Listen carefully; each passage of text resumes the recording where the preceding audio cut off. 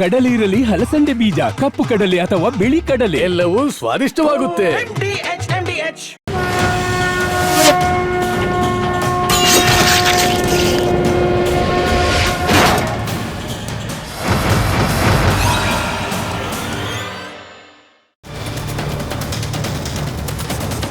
ನಮಸ್ಕಾರ. ಮಹಾಭಾರತ ವಿಶೇಷ ಚರ್ಚಾ ಕಾರ್ಯಕ್ರಮಕ್ಕೆ ಸ್ವಾಗತ. ನಾನು ಸ್ಮಿತಾ ರಂಗನಾಥ್. ಕುರ್ಚಿ ಕಲಹ ಒಂದು ನಿರ್ಣಾಯಕ ಹಂತಕ್ಕೆ ಬಂತು ಅನ್ನೋ ಸಂದರ್ಭದಲ್ಲೇನೆ ಎರಡೆರಡು ಬ್ರೇಕ್ಫಾಸ್ಟ್ ಮೀಟಿಂಗ್ಗಳಾಯಿತು. ಬ್ರೇಕ್ಫಾಸ್ಟ್ ಮೀಟಿಂಗ್ನಿಂದ ಹೊರಬಂದ ಮುಖ್ಯಮಂತ್ರಿಗಳು, ಉಪಮುಖ್ಯಮಂತ್ರಿಗಳು ಹೇಳ್ತಿರೋದು ಒಂದೇ ಮಾತು: ಕುರ್ಚಿ ಕಲಹ ಇಲ್ಲ, ವೈಮನಸ್ಸು ಇಲ್ಲ, ಅಧಿಕಾರ ಹಂಚಿಕೆಯ ಬಗ್ಗೆ ಮಾತುಕತೆಯೇ ನಡೆದಿಲ್ಲ, ರಾಜ್ಯದ ಅಭಿವೃದ್ಧಿ ಅಧಿವೇಶನದ ಬಗ್ಗೆ ಚರ್ಚೆ ಅಷ್ಟೇ ಅಂತ ಹೇಳಿ. ಆದರೆ ತೆರೆಯ ಮುಂದೆ ಏನೇ ಪ್ಯಾಚಪ್ ತಂತ್ರಗಾರಿಕೆಯನ್ನು ನಡೆಸ್ತಿದ್ರು ಕೂಡ ತೆರೆಯ ಹಿಂದೆ ಬೇರೆಯದ್ದೇ ನಡೀತಾ ಇದೆ ಅನ್ನೋದು ಕೇವಲ ರಾಜ್ಯಕ್ಕೆ ಮಾತ್ರವಲ್ಲ, ಇದೀಗ ರಾಷ್ಟ್ರೀಯ ಮಟ್ಟದಲ್ಲೂ ಕೂಡ ಸುದ್ದಿಗೆ ಗ್ರಾಸವಾಗಿರುವ ವಿಚಾರ. ಹಾಗಾದರೆ ಇನ್ನೆಷ್ಟು ದಿನ ಈ ಪವರ್ ಟಸಲ್? ಇದಕ್ಕೆ ಉತ್ತರ ಆದರೂ ಏನು? ಉತ್ತರವಾಗಿ ಹೊರಬರೋದೇನು? ಕೊಡೋದು ಯಾರು? ಎಲ್ಲದ್ರ ಬಗ್ಗೆ ನಾವಿವತ್ತು ಮಹಾಭಾರತ ಚರ್ಚಾ ಕಾರ್ಯಕ್ರಮದಲ್ಲಿ ಸುದೀರ್ಘವಾಗಿ ಮಾತುಕತೆಯನ್ನು ಮಾಡೋ ಪ್ರಯತ್ನವನ್ನು ಮಾಡ್ತಾ ಹೋಗೋಣ. ಮಹಾಭಾರತ ಚರ್ಚಾ ಕಾರ್ಯಕ್ರಮದಲ್ಲಿ ಬಿಜೆಪಿ ವಕ್ತಾರರಾದ ಮಹೇಶ್ ಇದ್ದಾರೆ, ಹಾಗೆ ಕಾಂಗ್ರೆಸ್ನ ವಕ್ತಾರರಾದ ನಟರಾಜ್ ಗೌಡ್ರಿದ್ದಾರೆ, ಹಾಗೆ ಒಕ್ಕಲಿಗ ಮುಖಂಡರಾದ ಆಡಿಟರ್ ನಾಗರಾಜ ಯಳಚವಾಡಿಯವರಿದ್ದಾರೆ. ನಮಸ್ಕಾರ, ಮೂವರಿಗೂ ಕಾರ್ಯಕ್ರಮಕ್ಕೆ ಸ್ವಾಗತ. ಹಾಗೆ ಎಂದಿನಂತೆ ಮಹಾಭಾರತ ಮೆಗಾ ಡಿಬೇಟ್ನಲ್ಲಿ ನಮ್ಮ ಜೊತೆಯಲ್ಲಿ ಆಡಿಯನ್ಸ್ ಕೂಡ ಇದ್ದಾರೆ. ನಮಸ್ಕಾರ, ಎಲ್ಲರಿಗೂ ಪ್ರೀತಿಯ ಸ್ವಾಗತ ಕಾರ್ಯಕ್ರಮಕ್ಕೆ. ನಟರಾಜ್ ಗೌಡ್ರೆ, ನೇರವಾಗಿ ಪ್ರಶ್ನೆ, ಈ ನಮಗೆ ಹೈಸ್ಕೂಲಲ್ಲೆಲ್ಲ ಕೇಳ್ತಿದ್ರಲ್ಲ ಅದೇ ರೀತಿಯ ಕ್ವೆಶ್ಚನ್ ಅಂತ ಅನ್ಕೊಂಬಿಡಿ. ಸಂದರ್ಭ ಸಹಿತವಾಗಿ ವಿವರಿಸ್ತಾ ಹೋಗಿ, ಜೊತೆಗೆ ಭವಿಷ್ಯವನ್ನ ಸಾಧ್ಯ ಆದರೆ ದೃಷ್ಟಿಯಲ್ಲಿ ಇಟ್ಕೊಂಡು ಹೇಳಿ, ಈ ರಾಜ್ಯದ ಮುಖ್ಯಮಂತ್ರಿ ಯಾರು? ನೋಡಿ, ಇದು ಮಾನ್ಯ ಸಿದ್ದರಾಮಯ್ಯನವರು ರಾಜ್ಯದ ಮುಖ್ಯಮಂತ್ರಿ. ಅವ್ರು ಇವಾಗ ಮುಂದುವರೆದಿದ್ದಾರೆ, ಅವರು ಒಳ್ಳೆ ಕೆಲಸ ಮಾಡ್ತಿದ್ದಾರೆ. ಅವ್ರ ಜೊತೆ ಕೈ ಜೋಡಿಸಿ ಕೆಪಿಸಿಸಿ ಅಧ್ಯಕ್ಷರಾದ ಮಾನ್ಯ ಡಿ ಕೆ ಶಿವಕುಮಾರ್ ಅವರು ಉಪಮುಖ್ಯಮಂತ್ರಿಯಾದಿಯಾಗಿ ಸಚಿವ ಸಂಪುಟ 140 ಶಾಸಕರು ಈ ರಾಜ್ಯವನ್ನ ಅಭಿವೃದ್ಧಿ ಹತ್ರ ಕೊಂಡ್ಕೊಂಡು ಹೋಗ್ತಾ ಇದ್ದಾರೆ. ಆಮೇಲೆ ನೀವು ಭವಿಷ್ಯವನ್ನು ಹೇಳಿ ಅಂತ ಹೇಳ್ತಾ ಇದ್ರಲ್ಲ, ಭವಿಷ್ಯವನ್ನು ಅಷ್ಟೇ ಹೇಳೋದು. 5 ವರ್ಷಗಳ ಕಾಲ ಕಾಂಗ್ರೆಸ್ ಸರ್ಕಾರಕ್ಕೆ ಅವಕಾಶ ಕೊಟ್ಟಿದ್ದಾರೆ. ಮುಖ್ಯಮಂತ್ರಿಯ ಬದಲಾವಣೆ ಅಥವಾ ಅದರ ಚರ್ಚೆಗಳು ಇಲ್ಲಿ ಸಾಮಾನ್ಯವಾಗಿ ರಾಜ್ಯ ಮಟ್ಟದಲ್ಲಿ, ಕಾಂಗ್ರೆಸ್ ಕಾರ್ಯಕರ್ತರ ಮಟ್ಟದಲ್ಲಿ ಅಥವಾ ಜನಸಾಮಾನ್ಯರ ಮಟ್ಟದಲ್ಲಿ ಚರ್ಚೆ ಆಗೋದಿಲ್ಲ. ಇದೇನಿದ್ರು ಕೂಡ ಶಾಸಕಾಂಗ ಪಕ್ಷದ ತೀರ್ಮಾನ, ಆಮೇಲೆ ಹೈಕಮಾಂಡ್ ಅದಕ್ಕೆ ಮುದ್ರೆ ಒತ್ತುತ್ತದೆ. ಇದೇ ಸ್ಪಷ್ಟವಾದ ಮಾಹಿತಿ. ಅದನ್ನು ಮಾನ್ಯ ಮುಖ್ಯಮಂತ್ರಿಗಳು ಹೇಳಿದ್ದಾರೆ, ಮಾನ್ಯ ಉಪಮುಖ್ಯಮಂತ್ರಿಗಳು ಹೇಳಿದ್ದಾರೆ, ಅದನ್ನು ಮತ್ತೆ ಮತ್ತೆ ಹೇಳ್ತಾ ಇದ್ದಾರೆ. ಯಾವುದಾದ್ರೂ ಗೊಂದಲ ಯಾರಿಗಾದ್ರೂ ಇದ್ದರೆ, ಅದು ಜನಸಾಮಾನ್ಯರಿಗಾಗಲಿ, ಕಾಂಗ್ರೆಸ್ ಕಾರ್ಯಕರ್ತರಿಗಾಗಲಿ, ಅದು ವಿರೋಧ ಪಕ್ಷದವ್ರಿಗಾಗಲಿ ಅಥವಾ ಮಾಧ್ಯಮದವ್ರಿಗಾಗಲಿ ಯಾವುದೇ ಗೊಂದಲ ಇದ್ದರೆ ಯಾವ ಗೊಂದಲವನ್ನು ಇಟ್ಕೋಬೇಡಿ. ಸರ್ಕಾರ 5 ವರ್ಷ ಸುಭದ್ರವಾಗಿದೆ, 140 ಶಾಸಕರಿದ್ದಾರೆ. 2028ಕ್ಕೂ ನಾವೇ ಬರ್ತೀವಿ ಅಂತ ಒಂದು ಭರವಸೆಯೊಂದಿಗೆ ನಾವು ಹೋಗ್ತಾ ಇದ್ದೀವಿ. ಯಾಕಂದ್ರೆ ನಾವು ಕೊಟ್ಟಿರ್ತಕ್ಕಂತಹ 565 ಭರವಸೆಗಳಲ್ಲಿ ಆಲ್ರೆಡಿ 280 ಭರವಸೆಗಳನ್ನು ಈಡೇರಿಸಿದ್ದೀವಿ. ನಿಜವಾ? ಹೌದು, ಪ್ರಣಾಳಿಕೆಯಲ್ಲಿ ಈಡೇರಿಸಿದ್ದೀವಿ. ಮುಂದಕ್ಕೂ ಕೂಡ ಎಲ್ಲಾ ಏನು ಭರವಸೆ ಕೊಟ್ಟಿದ್ವಿ ಅದನ್ನು ಈಡೇರಿಸೋದೇ ನಮ್ಮ ಉದ್ದೇಶ. ಗ್ಯಾರಂಟಿ ಯೋಜನೆಗಳಿಂದ ಇಡೀ ದೇಶ ತಿರುಗುವ ರೀತಿಯಲ್ಲಿ ಕರ್ನಾಟಕವನ್ನ ಮಾಡಿದೀವಿ. ತಲಾ ಆದಾಯದಲ್ಲಿ ಕರ್ನಾಟಕ ನಂಬರ್ 1 ಆಗಿದೆ. ಅಭಿವೃದ್ಧಿಯಲ್ಲಿ ಇಡೀ ದೇಶಕ್ಕೆ ಮಾದರಿಯಾಗಿದೆ. ಈವನ್ ಮೋದಿ ಸರ್ಕಾರ ಕೂಡ ಅಥವಾ ಎಲ್ಲಾ ಬಿಜೆಪಿ ಸರ್ಕಾರಗಳು ಕೂಡ, ರಾಜ್ಯ ಸರ್ಕಾರಗಳು ಕೂಡ ಕರ್ನಾಟಕ ಮಾದರಿಯನ್ನು ಅನುಕರಣೆ ಮಾಡ್ತಾ ಇದೆ. ಅದಕ್ಕೆ ನಾವು ಸ್ವಾಗತ ಮಾಡ್ತೀವಿ. ಅಂತ ಒಳ್ಳೆ ಕೆಲಸವನ್ನ ನಾವು ಇನ್ನೂ ಮುಂದುವರಿಸ್ತೀವಿ. 2028ಕ್ಕೂ ನಾವೇ ಅಧಿಕಾರಕ್ಕೆ ಬರ್ತೀವಿ, 2033ಕ್ಕೂ ನಾವೇ ಅಧಿಕಾರಕ್ಕೆ ಬರ್ತೀವಿ. ಇದು ಭರವಸೆ ಇದೆ ಕರ್ನಾಟಕದಲ್ಲಿ. ಬಟ್ ನಿಮ್ಮ ಮಾತಿನಲ್ಲೇ ಗೊಂದಲ ಇದೆ ನಟರಾಜ್ ಗೌಡ್ರೆ. ನಾನು ಕ್ಲಿಯರ್ ಕಟ್ ಆಗಿ ಕೇಳಿದೆ, ರಾಜ್ಯದ ಮುಖ್ಯಮಂತ್ರಿಗಳು ಈಗ ಯಾರು, ಮುಂದೆ ಯಾರು ಅಂತ ಹೇಳಿ. ಈಗ ಯಾರು ಅನ್ನೋದಕ್ಕೆ ಸ್ಪಷ್ಟವಾಗಿ ಉತ್ತರ ಕೊಟ್ರಿ, ಮುಂದೆ ಯಾರು ಅನ್ನೋದಕ್ಕೆ ನೀವು ಉತ್ತರ ಬರಲೇ ಇಲ್ಲ. ಸಿದ್ದರಾಮಯ್ಯನವರೇ 5 ವರ್ಷ ಸಿಎಂ ಅಂತ ನೀವು ಹೇಳಲೇ ಇಲ್ಲ. ಮುಂದೇನೂ ಕಾಂಗ್ರೆಸ್ಸೇ ಮುಖ್ಯಮಂತ್ರಿ. ಮುಂದೆ ಅಂದ್ರೆ ಯಾವಾಗ ಸರ್? ಮುಂದೆ ಅಂದ್ರೆ ಯಾವಾಗ? ನಾನು ನಾಳೆ ಕೇಳ್ತಾ ಇದ್ದೀನಿ, ಬಜೆಟ್ ಆದ್ಮೇಲೆ ಕೇಳ್ತಾ ಇದ್ದೀನಿ, ಅಧಿವೇಶನ ಆದ್ಮೇಲೆ ಕೇಳ್ತಿದ್ದೀನಿ. ಅಧಿವೇಶನ ಆದ ನಂತರದಲ್ಲಿ, ಬಜೆಟ್ ಆದ ನಂತರದಲ್ಲಿ ಈ ರಾಜ್ಯದ ಮುಖ್ಯಮಂತ್ರಿಗಳು ಯಾರು? ಈ ತರ ಪ್ರಶ್ನೆ ಅಸಮಂಜಸ ಮತ್ತೆ ಅಸಂಬದ್ಧ. ನಿಮ್ಮದೇ ಪಕ್ಷದವರು ಸರ್. ಯಾಕೆ ಅಂದ್ರೆ ಯಾರೇ ಪ್ರಶ್ನೆ ಎತ್ತಿದ್ರು ಕೂಡ ಅದು ಅಸಮಂಜಸ ಮತ್ತೆ ಅಸಂಬದ್ಧ. ಯಾಕಂದ್ರೆ ಮಾನ್ಯ ಮುಖ್ಯಮಂತ್ರಿಗಳು, ಉಪಮುಖ್ಯಮಂತ್ರಿಗಳು ಏನ್ ಹೇಳಿದ್ದಾರೆ? ಹೈಕಮಾಂಡ್ ತೀರ್ಮಾನ ಆಗಿದೆ, ನಾವು ಮುಂದುವರಿತಾ ಇದೀವಿ, ಒಟ್ಟಾಗಿ ಕೆಲಸ ಮಾಡ್ತಾ ಇದ್ದೀವಿ, ಸ್ಪಷ್ಟವಾಗಿ ಹೇಳಿಕೆ ಕೊಟ್ಟಿದ್ದಾರೆ. ಆದಾಗಿ ಕೂಡ ಯಾರಿಗಾದ್ರೂ ಪ್ರಶ್ನೆ ಇದ್ರೆ ಅದು ಅಸಂಬದ್ಧ. ಬ್ರೇಕ್ಫಾಸ್ಟ್ ಮೀಟಿಂಗು, ಅದರಲ್ಲೂ ಕೂಡ ರಾಜ್ಯದಲ್ಲಿ ಅಡ್ರೆಸ್ ಮಾಡಬೇಕಾಗಿರೋ ಅನೇಕ ಸಮಸ್ಯೆಗಳಿರೋ ಸಂದರ್ಭದಲ್ಲಿ, ಅಧಿವೇಶನ ಬೆರಳೆಣಿಕೆ ದಿನಗಳಷ್ಟು ದೂರ ಇರೋ ಸಂದರ್ಭದಲ್ಲಿ ಎಚ್.ಕೆ. ಪಾಟೀಲ್ರನ್ನ ಕೂಡ ಪಕ್ಕಕ್ಕಿಟ್ಟು, ನಾನು ಅಧಿವೇಶನದ ದೃಷ್ಟಿಯಲ್ಲಿ ಹೇಳ್ತಾ ಇದ್ದೀನಿ, ಎಚ್.ಕೆ. ಪಾಟೀಲ್ರನ್ನ ಕೂಡ ಪಕ್ಕಕ್ಕಿಟ್ಟು ಕೇವಲ ಮುಖ್ಯಮಂತ್ರಿ ಉಪಮುಖ್ಯಮಂತ್ರಿ ಕುತ್ಕೊಂಡು 2 ಸಾರಿ ಬ್ರೇಕ್ಫಾಸ್ಟ್ ಮಾಡ್ತಾರೆ ಅಂದ್ರೆ ಏನ್ ನಾಟಿ ಕೋಳಿಲಿ ಉಪ್ಪು ಖಾರ ಸರಿ ಇದೆಯಾ ಅನ್ನೋ ಚರ್ಚೆ ನಡೆದಿರುತ್ತಾ ಅಲ್ಲಿ? ಇರ್ಬೋದು. ಕರ್ನಾಟಕ ಜನಕ್ಕೆ ಒಂದು ದುರಂತ ಇತಿಹಾಸ ಇವತ್ತು ನಡೀತಾ ಇರತಕ್ಕಂಥ ಸಂಗತಿ. ಇದು ಹೇಗಿದೆ ಅಂತಂದರೆ, ಈ ಫೆವಿಕಾಲ್ ಕಂಪ್ನಿಯವರು ಅಡ್ವರ್ಟೈಸ್ಮೆಂಟ್ ಕೊಟ್ಟಂಗೆ, ಜಾಹೀರಾತು ಕೊಟ್ಟಂಗೆ, ಇವರಿಬ್ಬರು ನಾಟಕೀಯ ಜಾಹೀರಾತಿನ ರೂಪದಲ್ಲಿ ಕೈ ಹಿಡಿತಾ ಇರ್ತಕ್ಕಂಥದ್ದು. ಕರ್ನಾಟಕದ ಜನರಿಗೆ ಇವರಿಗೆ ಕೊಟ್ಟಂಥ ಮ್ಯಾಂಡೇಟು ಶಾಪವಾಗತ್ತೆ ಅಂತ ಗೊತ್ತಿರಲಿಲ್ಲ. ಬಹುಶಃ ಈ ಶಾಪ ಆಗತ್ತೆ, ಜನ ಈ ಥರ ಬಸವಿಳಿತಾರೆ ಅಂತ ಆಗಿದ್ರೆ ಬಹುಶಃ 140 ಸೀಟ್ಗಳು ಕಾಂಗ್ರೆಸ್ ಕೊಡ್ತಾ ಇರಲಿಲ್ಲ. ಯಾವ ಕಾರಣಕ್ಕೋಸ್ಕರ ಇವರ ಸಂಘರ್ಷ ನಡೀತಾ ಇದ್ದಂತ ನಟರಾಜ್ ಗೌಡ್ರ ಮಾತನ್ನು ಕೇಳಿದೆ ನಾನು.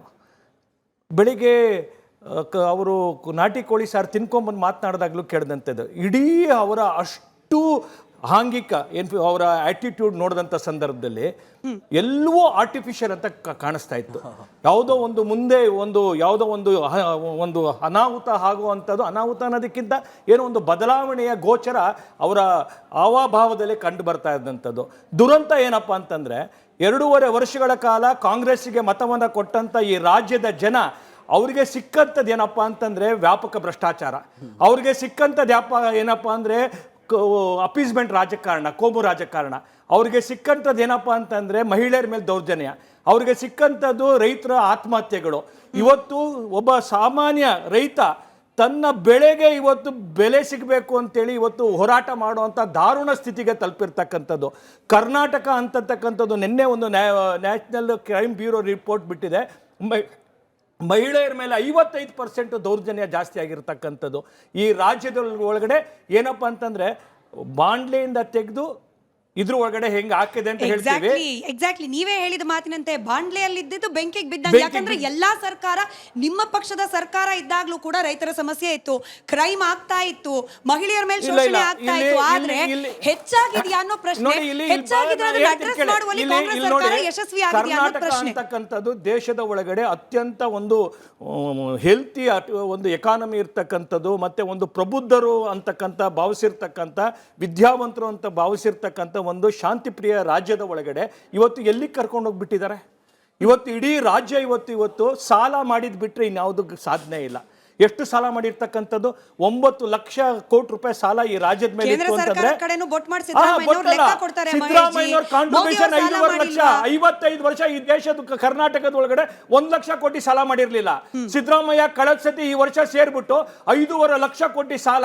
ಅದಷ್ಟೇ ಅಂತಲ್ಲ, ಯಾರು ಇವರ ಬೆನ್ನೆಲುಬಾಗಿ ನಿಂತಿದ್ರು, ಯಾರು ದಲಿತರು ಇವ್ರ ಹಿಂದೆ ನಿಂತಿದ್ರು, ಆ ದಲಿತರಿಗೆ ಬೆನ್ನಿಗೆ ಚೂರಿ ಹಾಕೋ ಕೆಲಸ ಮಾಡಿದಂಥದ್ದು, ಹಿಂದುಳಿದವರಿಗೆ ಬೆನ್ನಿಗೆ ಚೂರಿ ಹಾಕೋ ಕೆಲಸ ಮಾಡಿದಂಥದ್ದು, ದಲಿತರ SCTPT ಫಂಡ್ ಅನ್ನ 45,000 ಕೋಟಿ ರೂಪಾಯಿ ಬಳಕೆ ಮಾಡ್ಕೊಂಡಂಥದ್ದು. ಪಾಪ ಇವ್ರದೆಲ್ಲ ಓಟ್ ತೆಗೆದುಕೊಂಡಂತ ಮುಸಲ್ಮಾನರು ಓಟ್ ತೆಗೆದುಕೊಂಡು ಇವತ್ತು ಬಂದಂಥವ್ರು ಇವತ್ತು ಅವರ ಸ್ಥಿತಿಗೆ ಯಾವ ಸ್ಥಿತಿಗೆ ತಲುಪಿಸಿದಿರ್ತಕ್ಕಂಥದ್ದು. ಇವತ್ತು ಯಾವ ಸ್ಥಿತಿಗೆ ತಲುಪಿಸಿದ್ದಾರೆ ಅಂತಂತಂದ್ರೆ, ತಮ್ಮ ಇವರೆಲ್ಲರೂ ದೇಶಕ್ಕೋಸ್ಕರ ಇರ್ತಕ್ಕಂಥ ವ್ಯಕ್ತಿಗಳು, ಆದರೆ ವೋಟ್ ಬ್ಯಾಂಕ್ ರಾಜಕಾರಣಕ್ಕೋಸ್ಕರ ಇವತ್ತು ಭಯೋತ್ಪಾದಕರಿಗೆ ಅವಕಾಶ ಕೊಟ್ಟಿರ್ತಕ್ಕಂಥದ್ದು. ಪರಪ್ಪನ ಅಗ್ರಹಾರದಲ್ಲಿ ಇವತ್ತು NIA ಬಂದು ರೈಡ್ ಮಾಡಿ ಹೇಳಬೇಕು ಇವ್ರದಲ್ಲಿ ಮೊಬೈಲ್ ಬಳಸ್ಕೊಂಡು ಯಾವ ತರ ಸ್ವಚ್ಛಂದವಾಗಿ ಇವತ್ತು ಒಬ್ಬ ಕೈದಿಗಳು ಇರ್ತಾರೆ ಅಂತ. ಅಡ್ರೆಸ್ ಮಾಡೋ ನೂರಾರು ವಿಚಾರ ಇದೆ. ಕುರ್ಚಿ ಬಗ್ಗೆ ಗಮನ ಕೊಟ್ಟು ಬೇರೆ ವಿಚಾರಗಳನ್ನ ಅಡ್ರೆಸ್ ಮಾಡುವಲ್ಲಿ ಕಾಂಗ್ರೆಸ್ ಸರ್ಕಾರ ವಿಫಲವಾಗ್ತಾ ಇದೆ. ಸ್ಮಿತಾ ಅವರೇ, ಕಳೆದ ನವೆಂಬರ್ ಒಂದೇ ತಿಂಗಳಲ್ಲಿ ಮಾನ್ಯ ಮುಖ್ಯಮಂತ್ರಿಗಳು, ಉಪಮುಖ್ಯಮಂತ್ರಿಗಳು ಸುಮಾರು 15 ಕಾರ್ಯಕ್ರಮಗಳಲ್ಲಿ ಶಂಕುಸ್ಥಾಪನೆ, ಉದ್ಘಾಟನೆ, ಅಭಿವೃದ್ಧಿ ಯೋಜನೆಗಳಲ್ಲಿ 15 ಕಾರ್ಯಕ್ರಮಗಳಲ್ಲಿ ಒಟ್ಟಾಗಿ ಭಾಗವಹಿಸಿದ್ದಂತ ತಾವು ನೋಡಿದ್ದೀರಿ. ಹುಬ್ಳಿ ಧಾರವಾಡದಲ್ಲಿ ವಿದ್ಯಾರ್ಥಿಗಳು, ಉದ್ಯೋಗಾಂಕ್ಷಿಗಳು ಪ್ರತಿಭಟನೆ ಮಾಡ್ತಿರೋದು ಕಾಣಿಸ್ತಾ ಇಲ್ವಾ ಸರ್? ಖಂಡಿತ ಕಾಣಿಸ್ತಾ ಇದೆ. ಮೆಕ್ಕೆಜೋಳ ಬೆಳೆಗಾರರು ಕಣ್ಣೀರು ಹಾಕೋದು ಕಾಣಿಸ್ತಿಲ್ವಾ ಸರ್? ಕಬ್ಬು ಬೆಳೆಗಾರರು ಬಾಯಿ ಮಾಡ್ಕೊಳ್ತಾ ಇರೋದು ಕಾಣಿಸ್ತಾ ಇಲ್ವಾ ಸರ್?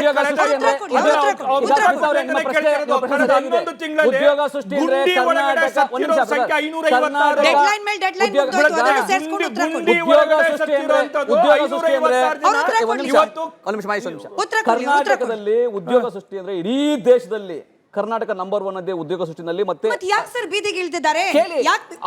ಹುಬ್ಳಿ ಧಾರವಾಡದಲ್ಲಿ ಯಾಕೆ ಬೀದಿಗೆ ಇಳಿದಿದ್ದಾರೆ? ಹಾಗಾದ್ರೆ ನಮ್ಮ ಬೆಂಗಳೂರಿನಲ್ಲಿ, ಇಡೀ ದೇಶದಲ್ಲಿ ಕರ್ನಾಟಕದ ಬೆಂಗಳೂರನ್ನ ಇಡೀ ದೇಶದಲ್ಲಿ ಎಲ್ಲ ಒಂದೇ ಮಾಡ್ಕೊಂಡ್ಬಿಟ್ಟಿದ್ದಾರೆ. 20 ಲಕ್ಷ ಉತ್ತರ ಭಾರತೀಯರು ಕಳೆದ 10 ವರ್ಷಗಳಲ್ಲಿ ಬಂದು ಬೆಂಗಳೂರಿನಲ್ಲಿ ಉತ್ತರ ಭಾರತೀಯರು ಬಂದು ಉದ್ಯೋಗ ಮಾಡ್ತಾ ಇದ್ದಾರೆ. ಕರ್ನಾಟಕದ ಮಕ್ಕಳಿಗೆ ಉದ್ಯೋಗ ಸಿಗಬೇಕು, ಅದಕ್ಕೆ ಒಂದು ಕಾನೂನು ಆಗಬೇಕು, ಅದನ್ನ ನಾವು ಚರ್ಚೆ ಮಾಡೋಣ. ಆದ್ರೆ ಯಾವಾಗ ನಾಟಿ ಕೋಳಿ ಸರ್ ತಿಂದ ಮೇಲೆ ಚರ್ಚೆ ಯಾವಾಗ ಸರ್? ಎರಡೆರಡು ಬ್ರೇಕ್ಫಾಸ್ಟ್ ಮೀಟಿಂಗ್ ಆಯ್ತು, ಮಾತನಾಡಿದ್ರೆ ಸರ್ ಉದ್ಯೋಗ ಭರ್ತಿ ಬಗ್ಗೆ. ಎರಡೆರಡು ಬ್ರೇಕ್ಫಾಸ್ಟ್ ಮೀಟಿಂಗ್ ಆಯ್ತು, ನೀವೇ ಹೇಳಿ ಎರಡು ಬ್ರೇಕ್ಫಾಸ್ಟ್ ಮೀಟಿಂಗ್ ಅಲ್ಲಿ ಉದ್ಯೋಗ ಭರ್ತಿ ಬಗ್ಗೆ ಮಾತನಾಡಿದ್ರ? ಕರ್ನಾಟಕ ಉದ್ಧಾರ ಮಾಡೋಕ್ಕೋಸ್ಕರ ಇವರಿಬ್ರು ಭೇಟಿ ಮಾಡ್ತಾ ಇದ್ದಾರೆ. ಇವರು ಬ್ರೇಕ್ಫಾಸ್ಟ್ ಮೀಟಿಂಗ್ ಅನ್ನ ರಾಜ್ಯದಲ್ಲಿ ಇರ್ತಕ್ಕಂಥ ಸಮಸ್ಯೆ ಬಗೆಹರಿಸಕ್ಕೆ ಭೇಟಿ ಮಾಡ್ತಾ ಇದ್ದಾರೆ. ಇವತ್ತು ಮಾಡ್ತಿರ್ತಕ್ಕಂಥ ತಮ್ಮ ಅಧಿಕಾರವನ್ನ ಉಳಿಸ್ಕೋಸ್ಕರ ಯಾರು ಬಂಡವಾಳ ಹಾಕಿದ್ದಾರೆ, ನಾನು ಚುನಾವಣೆಗೆ ಬಂಡವಾಳ ಹಾಕಿದ್ದೀನಿ, ನನಗೆ ಅವಕಾಶ ಕೊಡಿ ಅಂತ ಹೇಳ್ತಕ್ಕಂಥದ್ದು. ಇನ್ನೊಬ್ರು ಗೊತ್ತಾಯ್ತಾರೆ, ಅವ್ರ ಮಗನ್ನ ಬಿಟ್ಬಿಟ್ಟು ಇವತ್ತು ವಸೂಲಿ ರಾಜಕಾರಣ ಮಾಡ್ತಿರ್ತಕ್ಕಂಥ ಸಿದ್ದರಾಮಯ್ಯನವರು ಈ ಎರಡರ ಮಧ್ಯದಲ್ಲಿ ರಾಜ್ಯದ ಹಿತಕ್ಕೆ ಮಾಡುವಂತ ಕೆಲಸ ಏನ್ ಮಾಡ್ತಿದ್ದಾರೆ? ಯಾವ ಪುರುಷಾರ್ಥಕ್ಕೆ ರಾಜ್ಯದ ಯಾವ ಏನಿಬ್ರು ಮಾಡ್ಬಿಟ್ಟು ಯಾವ್ದ ಮಣ್ಣಂಗಟ್ಟಿ ರಾಜ್ಯಕ್ಕೆ ತರುವಂತ ಕೆಲಸ ನಾನು ಉದ್ಯೋಗ ಸೃಷ್ಟಿ ಬಗ್ಗೆ ನಾನು ಹೇಳ್ಬಿಡ್ತೀನಿ. ಕರ್ನಾಟಕ ನಂಬರ್ 1 ಇದೆ ಉದ್ಯೋಗ ಸೃಷ್ಟಿನಲ್ಲಾಗ್ಲಿ, ಉದ್ಯಮ ಸೃಷ್ಟಿನಲ್ಲಾಗ್ಲಿ, ಎಂಟರ್ಪ್ರಿನರ್ಶಿಪ್ ಅಲ್ಲಾಗ್ಲಿ, ವುಮೆನ್ ಎಂಟರ್ಪ್ರಿನರ್ಶಿಪ್ ಅಲ್ಲಾಗ್ಲಿ, ಸ್ಟಾರ್ಟ್ಅಪ್ ಅಲ್ಲಾಗ್ಲಿ. ಯಾಕಂದ್ರೆ ಕರ್ನಾಟಕವನ್ನ ಬಂಡವಾಳ ಹೂಡಿಕೆಯಲ್ಲಾಗ್ಲಿ ಮಾನ್ಯ ಸಿದ್ದರಾಮಯ್ಯನವರ ಕೊಡುಗೆ, ಮಾನ್ಯ ಸಿದ್ದರಾಮಯ್ಯನವರ ದೂರದೃಷ್ಟಿ. ನಾಗರಾಜ್ ಸರ್, ಸಮುದಾಯಗಳ ನಡುವೆ ಅಭಿವೃದ್ಧಿ ವಿಚಾರಕ್ಕೆ ಸಂಬಂಧಪಟ್ಟಂತೆ ಪಕ್ಷದ ವಕ್ತಾರರನ್ನ ನಾನು ಪ್ರಶ್ನೆ ಮಾಡ್ತೀನಿ. ಆದ್ರೆ ಸಮುದಾಯಗಳ ನಡುವೆ ಬಿರುಕು ಉಂಟು ಮಾಡೋ ರೀತಿಯ ಪರಿಸ್ಥಿತಿಗೆ ಈ ಸಿಎಂ ಕುರ್ಚಿ ಕಾಳಗ ಹೊಟ್ಟೋಯ್ತು. ಒಕ್ಕಲಿಗ ವರ್ಸಸ್ ಕುರುಬ, ಒಕ್ಕಲಿಗ ವರ್ಸಸ್ ಅಹಿಂದ, ಹಿಂಗೊಂದು ವಾತಾವರಣ ನಿರ್ಮಾಣ ಮಾಡ್ಲಿಕ್ಕೆ ಈ ಕುರ್ಚಿ ಕಾಳಗ ಸಾಕ್ಷಿ ಆಯ್ತು ಅನ್ನೋ ಆರೋಪ ಬರ್ತಾ ಇದೆ. ನೀವೇನ್ ಹೇಳ್ತೀರಿ? ಆ ವಿಚಾರದಲ್ಲಿ ಯಾವುದಕ್ಕೂ ಕೂಡ ವಿರೋಧವಾಗಿಲ್ಲ. ಅವತ್ತಿನ ಕಾಂಗ್ರೆಸ್ ಹೈಕಮಾಂಡ್ ಏನು 2023ರಲ್ಲಿ ತೀರ್ಮಾನ ತಗೊಂಡಂಥ ಸಂದರ್ಭದಲ್ಲಿ ಡಿ ಕೆ ಶಿವಕುಮಾರ್ ಅವರು ಈ ರಾಜ್ಯದ KPCC ಅಧ್ಯಕ್ಷರಾಗಿ ಕೆಲಸ ಮಾಡಿದಂಥವ್ರು.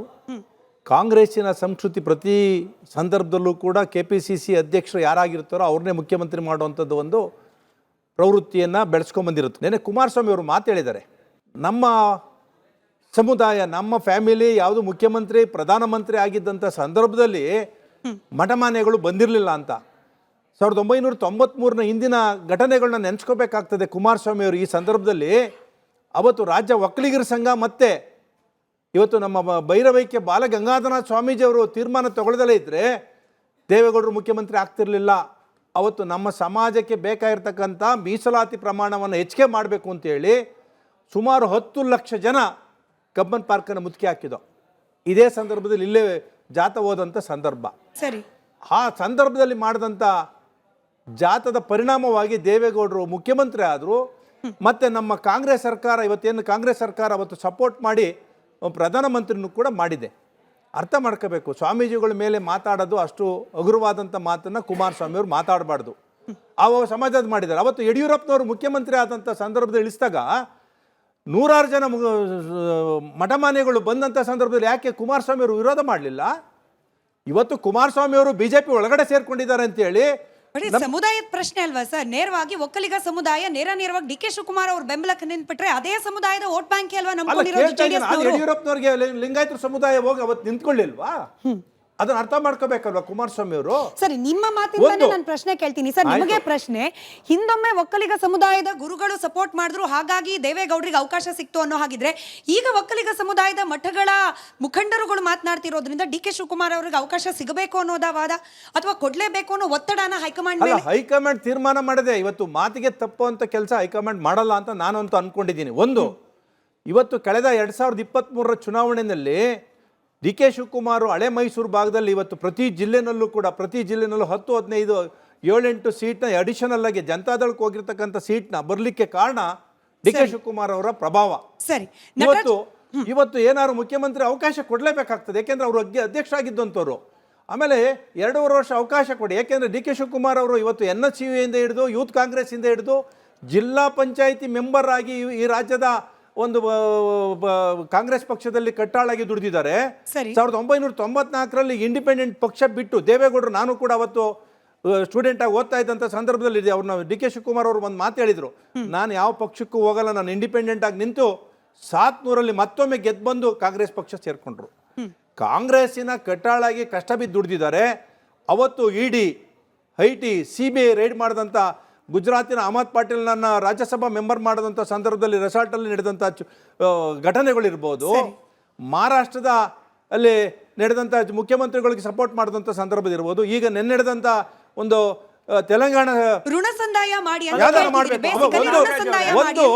ನಿನ್ನೆ ಇವರು ಈಗ ಬ್ರೇಕ್ಫಾಸ್ಟ್ ಮೀಟ್ ಮಾಡಿದ್ರಲ್ಲ, ಇದನ್ನ ಈ ಡಿಸಿಷನ್ ಅನ್ನ ನೀವು ಆಸ್ ಎ ಸಮುದಾಯ ಆಗಿ ಒಪ್ತೀರಾ ಇಲ್ಲ ಅಂತ ಕೇಳ್ತಿದ್ದಾರೆ ಅವರು. ಸರ್, ಒಂದು ಸಮುದಾಯ ಅವರವರು ವೈಯಕ್ತಿಕ ಅಭಿಪ್ರಾಯ. ಈಗ ಒಬ್ಬ ಮುಖ್ಯಮಂತ್ರಿ ಉಪಮುಖ್ಯಮಂತ್ರಿ ಮಾಡೋಂಥದ್ದು ಸರ್ವೇ ಸಾಮಾನ್ಯ, ಯಾವುದೇ ಒಂದು ಪಕ್ಷದಲ್ಲಾದರೂ ಕೂಡ. ಈಗ ಇವ್ರ ಪಕ್ಷದಲ್ಲಿ BJPನಲ್ಲಿದ್ದಂಥ ಸಂದರ್ಭದಲ್ಲಿ ಯಡಿಯೂರಪ್ಪನವರೇ ಇದ್ದಂಥ ಸಂದರ್ಭದಲ್ಲಿ 3 ಜನ ಉಪಮುಖ್ಯಮಂತ್ರಿಗಳಾಗಿರ್ಲಿಲ್ವಾ? ಅವರೆಲ್ಲ ಜೊತೆಯಲ್ಲಿ ಕೆಲಸ ಮಾಡ್ತಿರ್ಲಿಲ್ವಾ? ಸರಿ, ಅದು ಅರ್ಥ ಮಾಡ್ಕೋಬೇಕಲ್ವಾ? ನಟರಾಜ್ ಗೌಡ್ರೆ, ನಾನು ಸ್ವಾಮೀಜಿಗಳ ಹೆಸರು ಹೇಳಲ್ಲ, ಯಾಕಂದ್ರೆ ಹೆಸರು ಹೇಳಿದ ತಕ್ಷಣ ಅವ್ರ ಜಾತಿ ಸಮುದಾಯ ಲೆಕ್ಕಾಚಾರ ಶುರು ಆಗ್ಬಿಡುತ್ತೆ. ಬಟ್ ಮಹಾಭಾರತ ಕಾರ್ಯಕ್ರಮದಲ್ಲೇ ಲೈವ್ ನಲ್ಲಿ ಕೂತ ಸ್ವಾಮೀಜಿಗಳು ಹೇಳ್ತಾರೆ, ಕಾಂಗ್ರೆಸ್ ಸರ್ಕಾರದ ಮೇಲೆ ಅಪಾರವಾದ ನಿರೀಕ್ಷೆ ಇತ್ತು, ಆದ್ರೆ ಸಿದ್ದರಾಮಯ್ಯನವರು ಅದ್ ಯಾಕೋ ಗೊತ್ತಿಲ್ಲ, ಈ ಬಾರಿ ಅವ್ರ ನೇತೃತ್ವದ ಸರ್ಕಾರ ಉತ್ತರ ಕರ್ನಾಟಕ ಭಾಗದವನ್ನ ದೃಷ್ಟಿಯಲ್ಲಿ ಇಟ್ಕೊಂಡು ಏನೂ ಕೆಲಸ ಮಾಡ್ತಿಲ್ಲ. DK ಶಿವಕುಮಾರ್ ಅವರು ಬಂದ್ರೆ ಒಂದಷ್ಟು ಬದಲಾವಣೆ, ಅದರಲ್ಲೂ ಉತ್ತರ ಕರ್ನಾಟಕಕ್ಕೆ ಸಂಬಂಧಪಟ್ಟ ಅಭಿವೃದ್ಧಿಗೆ ಚುರುಕು ಸಿಗಬಹುದು ಅನ್ನೋ ಅಭಿಪ್ರಾಯ. ಸ್ವಾಮೀಜಿ ಕೇವಲ ಒಬ್ಬರಾಗಿ ಮಾತನಾಡಿಲ್ಲ, ಅವರು ಪ್ರತಿನಿಧಿಸುವ ಸಮುದಾಯದ ಧ್ವನಿಯಾಗಿ ಮಾತನಾಡಿದ್ದಾರೆ. ಅಂದ್ರೆ ಜನರಲ್ಲೂ ಕೂಡ ಈ ಬದಲಾವಣೆ ಅನಿವಾರ್ಯ ಅನ್ನೋ ಮನಸ್ಥಿತಿ ಬರ್ತಿದೆ ಅಂತ ನಿಮಗನಿಸ್ತಿದೆಯಾ? ಇಲ್ಲ, ಖಂಡಿತ ಇಲ್ಲ. ನೋಡಿ, ಬದಲಾವಣೆ ಆಗೋದು ಯಾವುದೋ ಸ್ವಾಮೀಜಿ ಹೇಳ್ತಾರೆ, ಯಾವ್ದೋ ಹೇಳಿಕೆ ಕೊಡ್ತಾರೆ, ಒಂದು ಸಮುದಾಯಕ್ಕೋಸ್ಕರ ಬದಲಾವಣೆ, ಮುಖ್ಯಮಂತ್ರಿಗಳ ಬದಲಾವಣೆ ಸಮುದಾಯ ಅಂದ್ರೆ ಯಾರು ಸರ್? ವೋಟರ್ಸ್, ಮತದಾರರು, ಜನ. ನಾನು ಅದನ್ನೇ ಹೇಳ್ತಾ ಇದ್ದೀನಲ್ಲ, ಎಲ್ಲಾ ಸಮುದಾಯಗಳನ್ನ ಸೇರಿಸ್ಕೊಂಡೇ ಒಬ್ರು ಮುಖ್ಯಮಂತ್ರಿ ಆಗ್ಲಿಕ್ಕೆ ಸಾಧ್ಯ. ಎಲ್ಲಾ ಸಮುದಾಯದ ಶಾಸಕರು, ಎಲ್ಲಾ ಸಮುದಾಯ ಒಟ್ಟಾಗಿ ಸೇರಿ ಮತ ಹಾಕಿದ್ಕೇನೆ 140 ಕ್ಷೇತ್ರ ಬಂದಿರಕ್ಕೆ ಸಾಧ್ಯ ಆಗಿರುತ್ತಂಥದ್ದು. ನೋಡಿ, ಆದ್ರೆ ಒಂದು ಸಮುದಾಯವನ್ನ ನಾವು ಮೆಚ್ಚಿಸ್ಲಿಕ್ಕೋಸ್ಕರ ಅದು ಒಂದು ಸಮುದಾಯ ಒತ್ತಡ ಆಗುತ್ತೆ ಅಂತೇಳಿ ಅಥವಾ ಸ್ವಾಮೀಜಿ ಒತ್ತಡ ಆಗುತ್ತೆ ಅಂತೇಳಿ ಕಾಂಗ್ರೆಸ್ ಪಕ್ಷದಲ್ಲಂತೂ ಮುಖ್ಯಮಂತ್ರಿಗಳ ಬದಲಾವಣೆ ಸಾಧ್ಯ ಇಲ್ಲ. ಮುಖ್ಯಮಂತ್ರಿಗಳಾಗುವಂಥ ಪ್ರಕ್ರಿಯೆಗಳೇ ಬೇರೆ ಇರ್ತದೆ. ಮುಖ್ಯಮಂತ್ರಿಗಳು ಹೆಂಗಾಗ್ತಾರೆ, ಶಾಸಕಾಂಗ ಪಕ್ಷ ಸಭೆ ಆಗುತ್ತೆ, ಮುಖ್ಯಮಂತ್ರಿಗಳ ನಾಯಕನನ್ನ ಆಯ್ಕೆ ಮಾಡ್ಕೊಂತಾರೆ, ಅದನ್ನ ಹೈಕಮಾಂಡ್ ಮುದ್ರೆ ಒತ್ತುತ್ತೆ.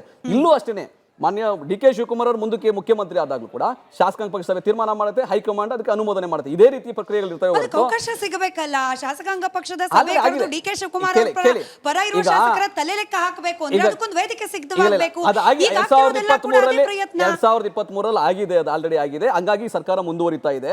ಆತರ ಪ್ರಕ್ರಿಯೆ ಬಂದಾಗ ಅದನ್ನ ಹೈಕಮಾಂಡ್ ತೀರ್ಮಾನ ಮಾಡುತ್ತೆ ಹೊರತು ಇಲ್ಲಿ ಸ್ವಾಮೀಜಿಗಳು ಯಾರೇ ಒತ್ತಡ ಹಾಕಿದ್ರು ಕೂಡ, ಸಮುದಾಯಗಳು ಯಾವುದೇ ಒತ್ತಡ ಹಾಕಿದ್ರು ಕೂಡ ಅವ್ರಿಗೆ ಒಂದು ಗೌರವ ಕೊಡೋಣ. ಯಾಕಂದ್ರೆ ಅದು ಅವರ ಆಸೆ, ಅವ್ರ ಅಭಿಪ್ರಾಯ. ಅದು ಅಭಿಪ್ರಾಯವೇ ಶಾಸನ ಆಗುತ್ತೆ, ಅಭಿಪ್ರಾಯವೇ ಪ್ರಕ್ರಿಯೆ ಆಗುತ್ತೆ ಅಂತ ಖಂಡಿತವಾಗಿಲ್ಲ. ಅದನ್ನ ಹೈಕಮಾಂಡ್ ತೀರ್ಮಾನ ಮಾಡುತ್ತೆ. ಸಮುದಾಯಗಳ ಬಳಿ ಅಲ್ವಾ ಹೋಗ್ಬಿಟ್ಟು ಪೆನ್ನು ಪೇಪರ್ ಕೊಡಿ ಅಂತ ಹೇಳಿದ್ದು, ಅದೇ ಮಾತನ್ನ ನಂಬಿ ಅಲ್ವಾ ಸಮುದಾಯಗಳು ಓಟ್ ಬಿದ್ದಿದ್ದು. ಈಗ ಸಮುದಾಯಗಳ ಮಾತಿಂದ ನಾವು ಡಿಸೈಡ್ ಮಾಡಕ್ ಆಗಲ್ಲ ಅಂದ್ರೆ ಆ ಸಮುದಾಯದವ್ರಿಗೆ ಮಾಡ್ತಿರುವ ಅನ್ಯಾಯ ಅಲ್ವಾ ನೀವು? ಆ ಸಮುದಾಯದವರು ಓಟ್ಗಳಿಗೆ ಮಾಡ್ತಾ ಇರುವ ಖಂಡಿತ ಇಲ್ಲ. ನೀವು ನಿಮ್ಮ ಪ್ರಕಾರ ಒಂದೇ ಒಂದು ಸಮುದಾಯದಿಂದ ಮಾತ್ರ ಈ ಸರ್ಕಾರ ಬಂದಿದೆ ಅನ್ಕೊಂಡ್ರೆ ಅದು ತಪ್ಪು. ಸಮುದಾಯದಿಂದ ಒಬ್ಬರು ನಾಯಕರುಗಳು ಆಯ್ಕೆ ಆಗ್ತಾರೆ. ಕಾಂಗ್ರೆಸ್ನಲ್ಲಿ ಒಕ್ಕಲಿಗರು ಆಯ್ಕೆ ಆಗಿದ್ದಾರೆ, ಲಿಂಗಾಯತರು ಅತಿ ಹೆಚ್ಚಾಗಿ ಆಯ್ಕೆ ಆಗಿದ್ದಾರೆ, 30ಕ್ಕೂ ಹೆಚ್ಚು ಶಾಸಕರು ಆಯ್ಕೆ ಆಗಿದ್ದಾರೆ. ಸಮುದಾಯದಿಂದ ಅದಕ್ಕೆ ಆಯ್ಕೆ ಆಗಿರೋದಕ್ಕೆ ಅವ್ರಿಗೆ ಮಂತ್ರಿಗಳನ್ನ, ಸಮುದಾಯದ ಏನು ಜಾತಿಯ ಅನುಗುಣವಾಗಿ, ಪ್ರಾದೇಶಿಕ ಅನುಗುಣವಾಗಿ ಅವ್ರಿಗೆ ಮಂತ್ರಿಗಳನ್ನ ಉಪಮುಖ್ಯಮಂತ್ರಿಯಾಗಿ ಮಾಡಿರುವಂಥದ್ದು, ಮಂತ್ರಿಗಳನ್ನಾಗಿ ಮಾಡಿರ್ತಕ್ಕಂಥದ್ದು. ಒಕ್ಕಲಿಗ ಸಮಯದಲ್ಲಿ ಕೃಷ್ಣ ಬೈರೇಗೌಡ ಇದ್ದಾರೆ, ಚಲುವಸ್ವಾಮಿ ಇದ್ದಾರೆ,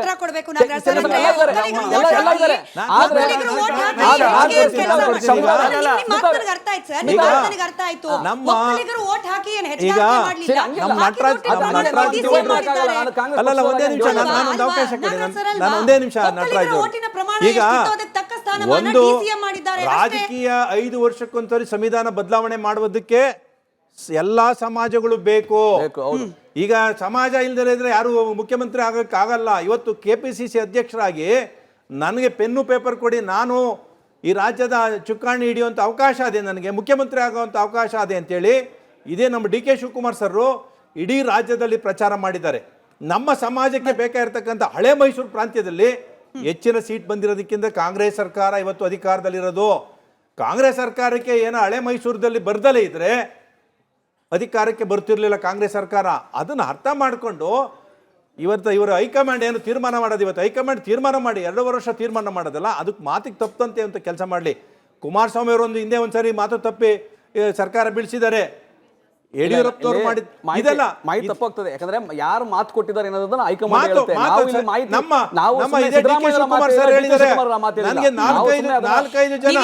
ನಟರಾಜ್ ಗೌಡ್ರೆ ನಮ್ಗೆ ನಾಗರಾಜ್ ಸರ್ಗೆ ಹೇಳೋದ್ಕಿಂತ DK ಸುರೇಶ್ ಅವರಿಗೆ, DK ಶಿವಕುಮಾರ್ ಅವ್ರಿಗೆ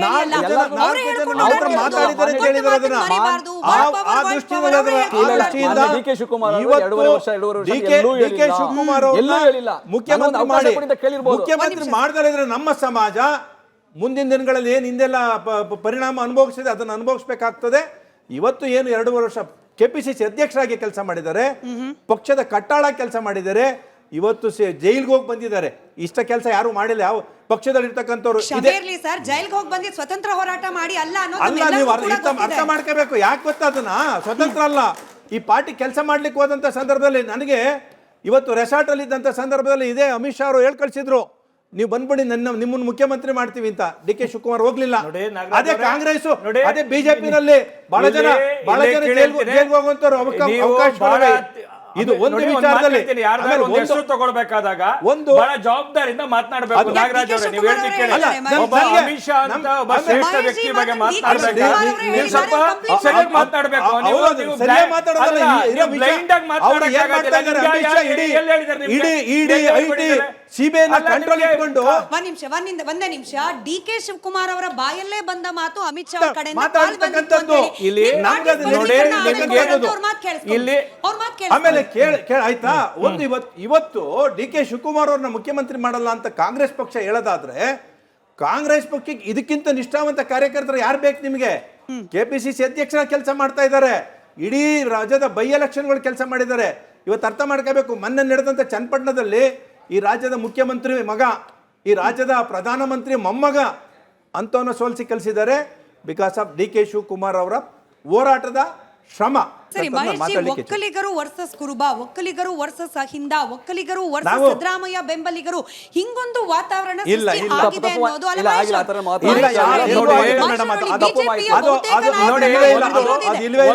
ಅವ್ರೆ? ನೋಡಿ, ಕಳೆದ 2.5 ವರ್ಷದಿಂದ ಈ ರಾಜ್ಯದ ಒಳಗಡೆ ಒಂದು ಚರ್ಚೆ ನಡೀತಾ ಇರ್ತಕ್ಕಂಥದ್ದು ಈ ಮುಖ್ಯಮಂತ್ರಿದು ಒಂದು ಡೆವಲಪ್ಮೆಂಟ್ ಚರ್ಚೆ ಹೋಯಿತು. ಯಾವಾಗ ಕರಪ್ಷನ್ ಬಂದಾಗೋ ಡೈವರ್ಷನ್ ಟ್ಯಾಕ್ಟಿಕ್ಸ್ ಆಗಿ ಇದೇ ಮೂಲವಾಗಿ ಬಂದಿರತಕ್ಕಂಥ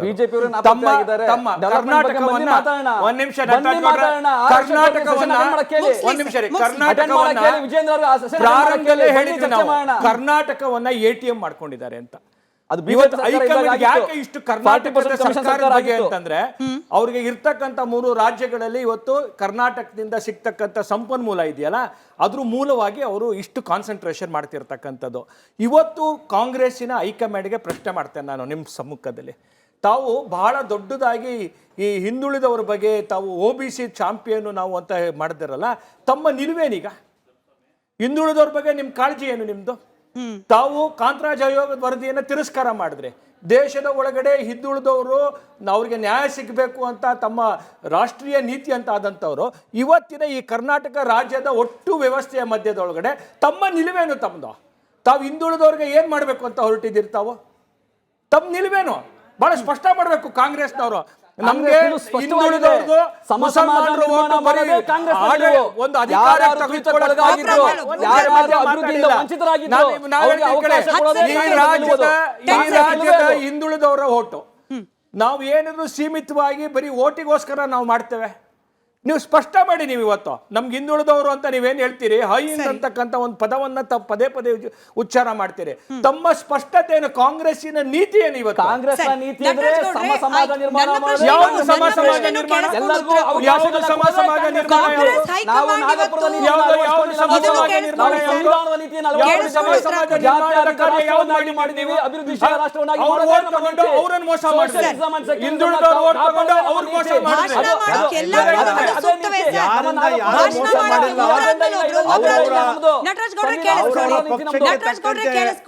ಕಾಂಗ್ರೆಸ್ ಹೈಕಮಾಂಡ್ ಇವತ್ತು ಎಂತ ಅಡಕತರಿ ಪರಿಸ್ಥಿತಿಯಲ್ಲಿ ಸಿಗಾಕೊಂಡಿದೆ ಅಂತಂದ್ರೆ, ಯಾವ ರಾಹುಲ್ ಗಾಂಧಿ ಅವರು ದೇಶದಾದ್ಯಂತ ಎಲ್ಲಾ ಕಡೆಗಳಲ್ಲೂ ಕೂಡ ಸಮುದಾಯಗಳ ಲೆಕ್ಕಾಚಾರ ಮಾಡ್ಕೊಂಡು ಓಡಾಡ್ತಿದ್ದಾರೆ, ಹಿಂದುಳಿದ ಸಮುದಾಯಗಳಿಗೆ ಪ್ರಾತಿನಿಧ್ಯ ಅಂತ ಮಾತನಾಡ್ಕೊಂಡು ಬರ್ತಿದ್ದಾರೆ.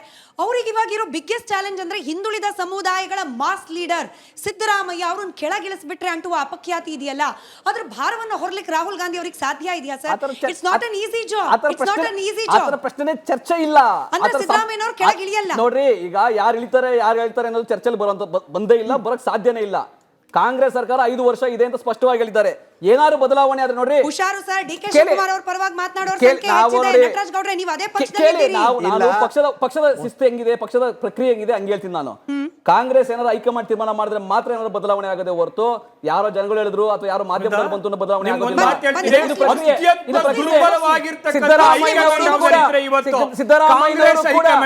ಹೈಕಮಾಂಡ್ ಏನ್ ಹೇಳ್ತದೆ,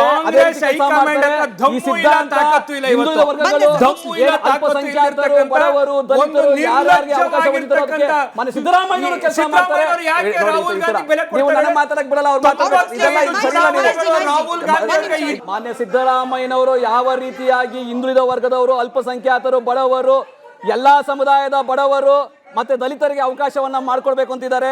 ಯಾರ್ಯಾರು ಬಡವರಿದ್ದಾರೆ, ಎಲ್ಲಾ ಸಮುದಾಯದ ಬಡವರು, ಹಿಂದುಳಿದ ವರ್ಗದವರು, ಅಲ್ಪಸಂಖ್ಯಾತರು, ದಲಿತರು ಎಲ್ಲರಿಗೂ ಸಮ ಸಮಾಜ ನಿರ್ಮಾಣ ಆಗಬೇಕು, ಅವಕಾಶಗಳು ಸಿಗಬೇಕು ಅಂತ ಅದಕ್ಕೋಸ್ಕರನೇ ಅವ್ರು ಕೆಲಸ ಮಾಡುವಂಥದ್ದು. ಹೈಕಮಾಂಡ್ ಅದೇ ಕೆಲಸ ಮಾಡ್ತಾರೆ, ಸಿದ್ದರಾಮಯ್ಯವರು ಮಾಡ್ತಾರೆ, ಡಿ ಕೆ ಶಿವಕುಮಾರ್ ಅವರು ಅದೇ ಕೆಲಸ ಮಾಡ್ತಾರೆ. ಆದ್ರೆ ಬಿಜೆಪಿ ಬಂದಿರತಕ್ಕಂಥ ಭಯ ಏನು? ಬಿಜೆಪಿ ಬಂದಿರತಕ್ಕಂಥ ಭಯ ಏನಂದ್ರೆ ರಾಹುಲ್ ಗಾಂಧಿ ಅವರನ್ನ ಇವರು ತೇಜೋವಧೆ ಮಾಡಿದ್ರು ಕೂಡ 2014ರಲ್ಲಿ ರೈತರ ಅನುಮತಿ ಇಲ್ಲದೆ ಭೂಮಿಯನ್ನ ಸ್ವಾಧೀನ ಮಾಡ್ಕೋಬಹುದು ಅಂತ ಕಾಯ್ದು ತಗೊಂಡ್ಬಂದ್ರು ಇವರು. ರಾಹುಲ್ ಗಾಂಧಿ ಅವರ ಹೋರಾಟಕ್ಕೆ ಮಣಿದು ಮೋದಿ ಅವರು ಮಂಡಿ ಊರ್ಬೇಕಾಗಿ ಬಂತು. ಸಿದ್ದರಾಮಯ್ಯ ಅವ್ರ ಬಗ್ಗೆ ಮಾತಾಡಿ ಸರ್. ಮೂರು ಕೃಷಿ ಕಾಯ್ದೆ ಸಿದ್ದರಾಮಯ್ಯ ಅವ್ರ ಬಗ್ಗೆ ಮಾತಾಡಿ. ಕೆಳಗಿಳಿಸೋದಿಲ್ವಾ? ಸಿಂಪಲ್ ಪ್ರಶ್ನೆ.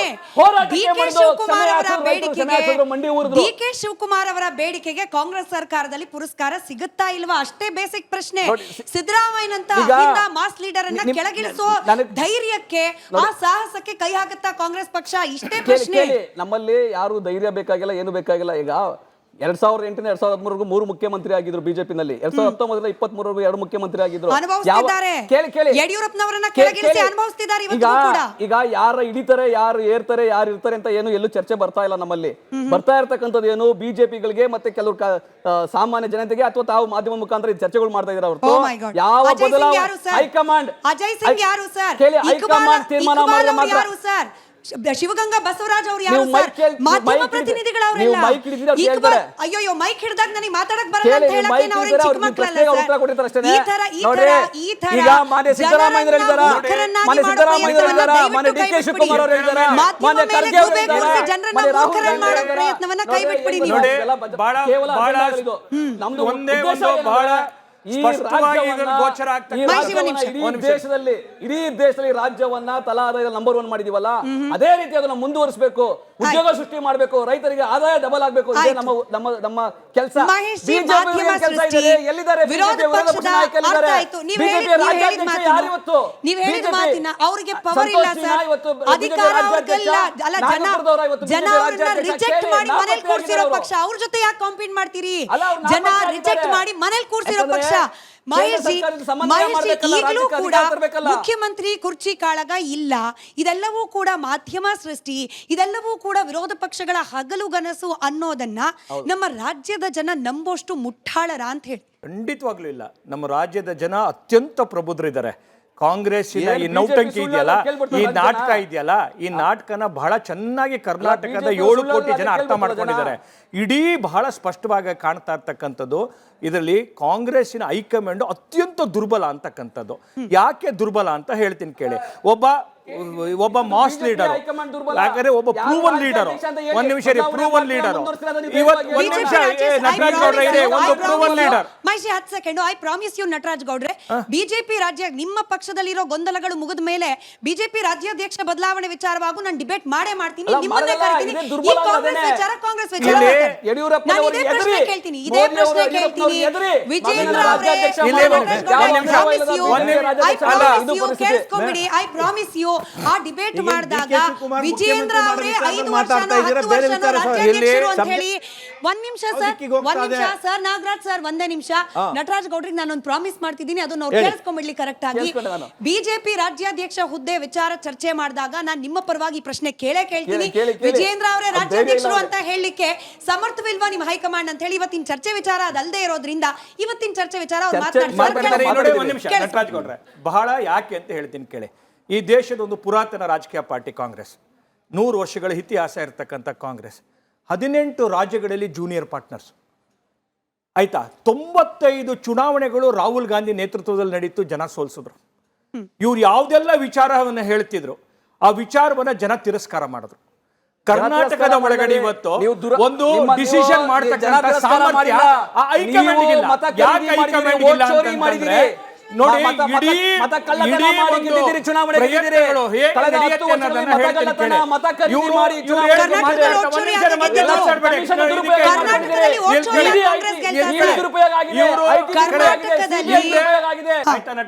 ನಿಮ್ದಾಗಿದ್ರೆ ಅವ್ರು ಚುನಾವಣಾ ಆಯೋಗ ದುರುಪಯೋಗ ಆಗಿದೆ, ಇಡಿ ದುರುಪಯೋಗ ಆಗಿದೆ,